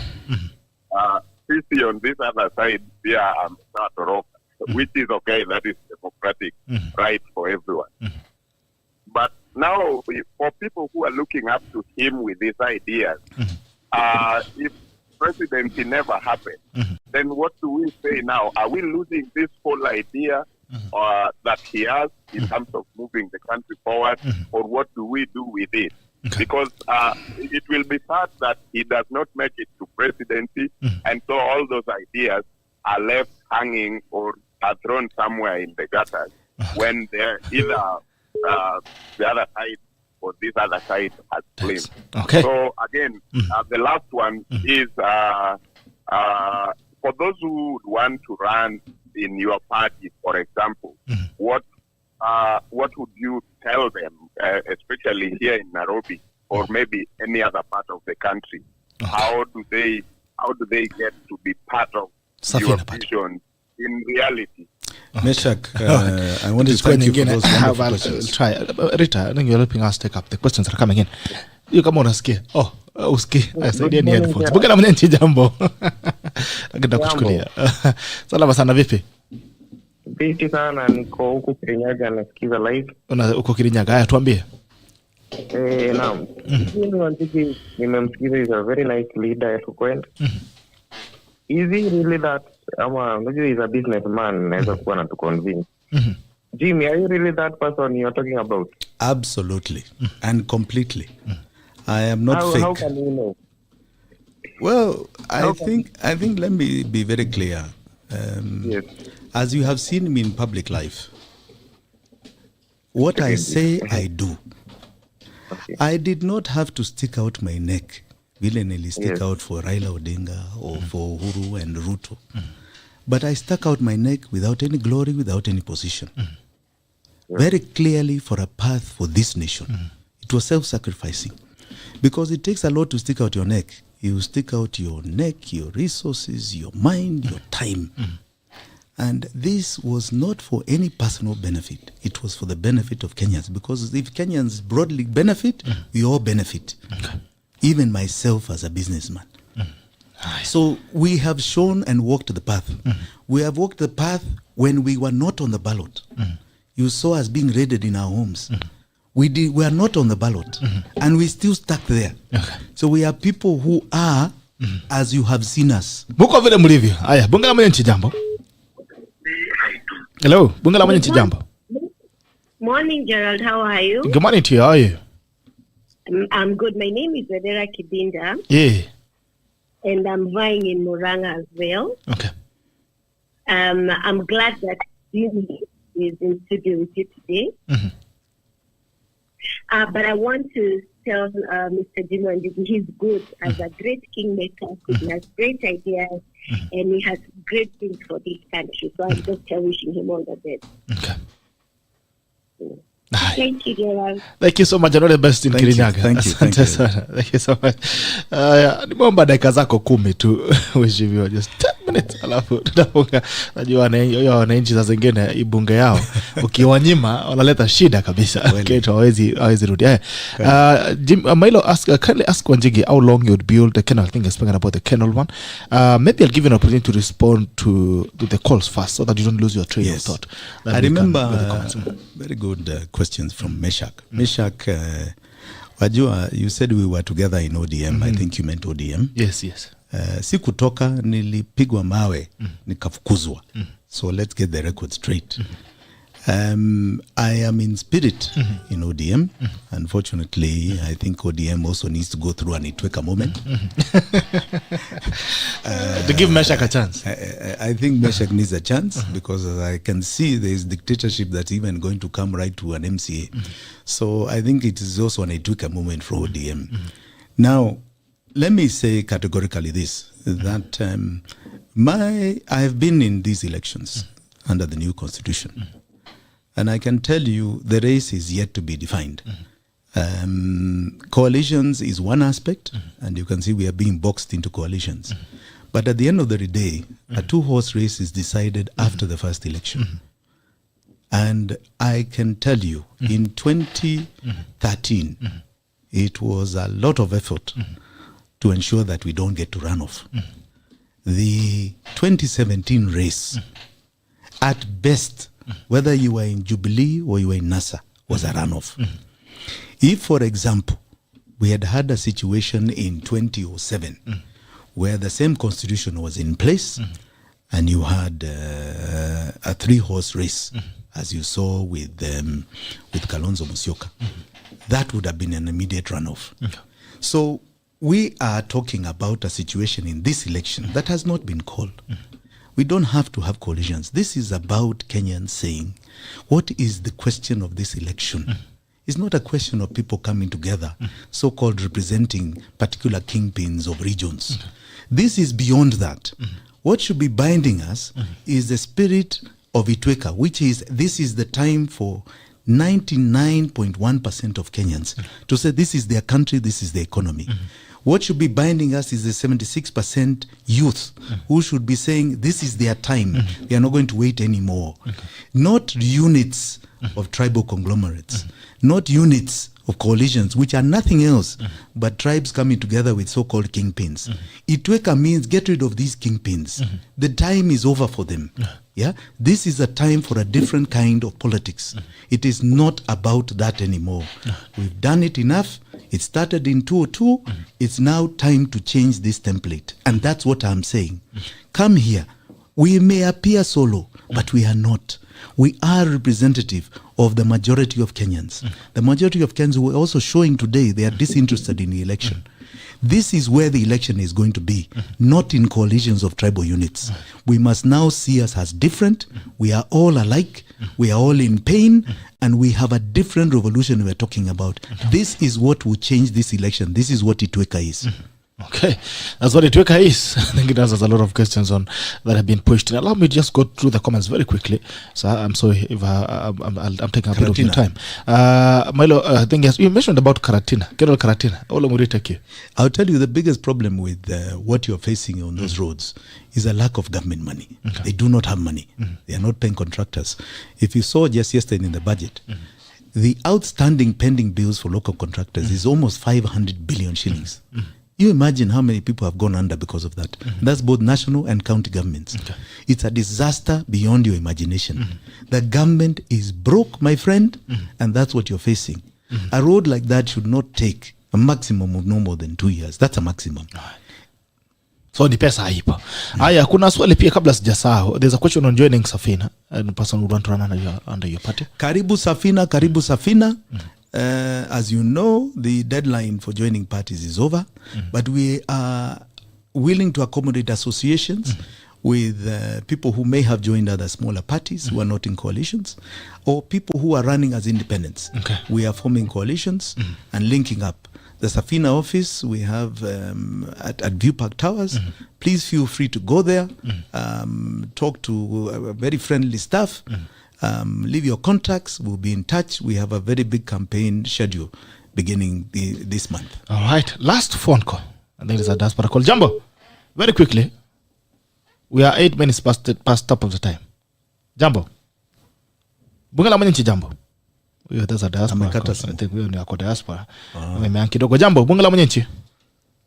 Gerald vipi? Salama sana. Umepiga kabisa. Acha nikupe nafasi. Haraka upesi. Lumeni bana, kama everyone is broke, credit nimepiga ikaisha. Pole bwana. Ndio hali ya uchumi ndio hiyo sasa. Wamesema imegrow 155%.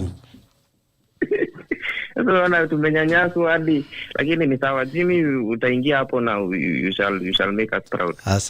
Asante with your prayers and your vote. Yes. Ukuja huku Kirinyaga ufanya campaign kidogo, unaweza nini? Nitakuja. Yes. Tupatie kura. Yes, we want the votes. We want your votes. Yes. And we plead humbly for them. Okay. Uko na swali nyingine? My question is, yes. Jimmy, what is your plan with the youth? What are you planning for the youth? What do you have in the basket for the young generation? You know, we are suffering. I know. The country is yes. The youth, let me be very clear to you, is 76% of the population of this country. That is under the age of 37. There is no way a government cannot look like its population, cannot look like the face of its nation. The youth are going to be 76% in charge of their own destiny as a government. 76. Because someone actually requested to ask for 30. So now you're saying 70. 76. Okay. Well and good. Have I answered? Yes, you've answered. Alright. Wacha nifunge simu. Nisome comments too. Poleni, I love to close bunge for now. Lakini tajaribu kuwatengenezea time mzito kidogo next time kwa sababu ya wakati nimeiba masaa ya mheshimiwa hapa. Nisome tu comments very quickly. Daudi Wene, yep sure. Mi sasa hii na arasiwa hapa Mwiki police station ati na drive kama nimeshika simu na hata simu iko off. Okay, mambo ya polisi here. John Ombasa, we want men who will not be bought or sold, men who in their innermost souls are true and honest men who do not fear to call sin by its right name. We pray for you, Honorable Wanjigi. Milo, this is the man who will make the youth to register as voters. Okay, Garen Juguna, ask Jimmy, how can one access and join him in the journey towards the Fagia water vehicle you're steering? Thank you. I think we'll try and give directions on the contacts later. Breezy, hello, kindly ask Honorable Jimmy Wanjigi why we do not have fast, cheap and reliable internet connectivity throughout the country and why we have to rely on Safaricom heavily, yet their services are expensive. Okay, Kawira Njagi, the public debt reign started beating us in 2009 when Uhuru became Minister of Finance, with the increased rate at the debt shot from 5.60% to 21.9%. Whether it was culpable or not, I don't know. Kawira, but the point remains, tumeona moto tangu jina lako lihusishwe na pesa za wananchi. Okay, Karanjuguna, Honorable Jimi Wanjigi can be bought and can be sold. Okay, Kangara, Jim is a great asset to any team. In my opinion, Raila lost a real general. CTNA, think you're doing the cuts. Asante sana CTNA. Please nifungie simu hapa benda tafadhali. Bunge limefunga. Kimlanga Tsakong, Wanjigi is our Kenyan deng. Deng, ndio Deng, Shu China. Yeah, the Kenyan Deng. Grace Kamau, what a statement, Wanjigi. Wow. Okay. Kimbanga Tsakong, our reality that is retrogressive mustn't be accepted just because it's a reality. We can draw our better reality than the one that Wanjigi stands for. I wish we are all the Wanjigis. Now, the gentleman here who is asking, Mungai Paul is saying, General, please, uliza Jimmy, how he can get his half jacket. I think I'm one on a half jacket. And somebody can get a half jacket. I want to make him one ya Safina. Panga will call plus yako. Haya, amesema ndaka ajue mahali utapata jacket yako ya Safina, half jacket. Abbas Njuguna, we are told failure to register SIM cards attracts a fine of amount to 300,000. When and where was the law passed? Yes. Abbas Njuguna, police officers are working on orders from Mr. Above. I'm sure all of them didn't just wake up and decide to take the man. An individual should be personally held responsible for this. Okay, I think I've lost some of the comments there. I want to give you an opportunity to speak to Kenyans. Your last Gerald, message that people listen to you. First, let me say thank you very much. It's been a wonderful session, and I'm glad that I had this short time to address Kenyans. Let me say that this is our country. Does not belong to any one individual. This is all our country. And this is a time to take charge. It's a time to say we are fed up of what we have witnessed the last 60 years. It's a time to say we are now going to take power and the reins of this country in our hands. And we're not going to be able to do that when we go and vote, when we are clear about what we are voting for and what the question of this election is. The question of this election is to break from 60 years of injustice, of despair. It is a vote for every single Kenyan, not for a few. And when I say a few, I'm talking about 0.9% who have ruined this nation for their own gains. This is the time to say no more.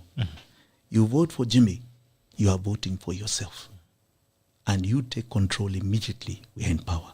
You as Mwananchi, not Jimmy. You as Mwananchi. You shall control your destiny and the destiny of all of us together. This is that time. It's not a time for leaders. Oh. It is your time. You said it pretty well. That it is your time to take control. It took a moment. It's a moment to take a generational change, economic change, economic transformation, social transformation, generational change. I mean, namsema ni itweka in all ways. Hata mahali unaishi utahama, utaitweka. Nasema kama unaishi bedsita, utaitweka uende one bedroom. Kama kwa nini utaitweka uende tu. Hata mimi mheshimiwa nataka kuitweka ni kuwa na station kubwa. Utakuwa yangu ni ghorofa kubwa. Unaona ghorofa hii ni yangu ni ndogo. Hii yote itakuwa yako. Sasa nataka kuitweka yako. Nataka niitweka nilikuwa na kama unatoa jasho itakuwa yako. Itakuwa yako. Sasa ningetweka nataka nilikuwa na studio kubwa kabisa ambayo tunakaa mbele, mambo inakuwa swali, kuna kahawa inakuja. Itweka moment. Kabisa. Ndio hii. Thank you so much for joining us. It's quite an honor having you this morning, and I wish we kept these conversations going. I believe that the reason why we have this show and we have this platform is born out of a belief that the more conversations we have about the things that matter to us, the more change that we can speak into. The things that we keep saying about repeatedly changes the mind of people. Correct. And the people are able to have their destiny in their hands. So actually manifesto yako na yangu inashikana. Sasa ukiniweka nikuwa running mate. Ukiniweka nikuwa running mate to come on. You're doing a wonderful job. Asante sana. Yeah, so manifesto yako zungumzia kwangu hapa. You have to continue speaking to Kenyans. Thank you so much for joining us this morning. It's been a pleasure. We've taken a bit of your time. I hope to see you again on Monday on the Common Sense edition. Until then, this has been the tackle the 8th of April edition with Mheshimiwa the Honorable Jimi Wanjigi. I hope he's spoken to you and he's spoken to the ambitions that you have with this life. And you can make a judgment. Come 8th August, or is it 9th August? And you make a change. You can etweka or you can choose not to etweka, but you love, like he has said, time will judge you. Our time will not judge us wrongly. We have a bigger choice. Let's continue speaking to them and listening to them so that we can make a right decision. Until then, this is me, Gerald Bitok, and this is the tackle, and it ends now. Bye-bye.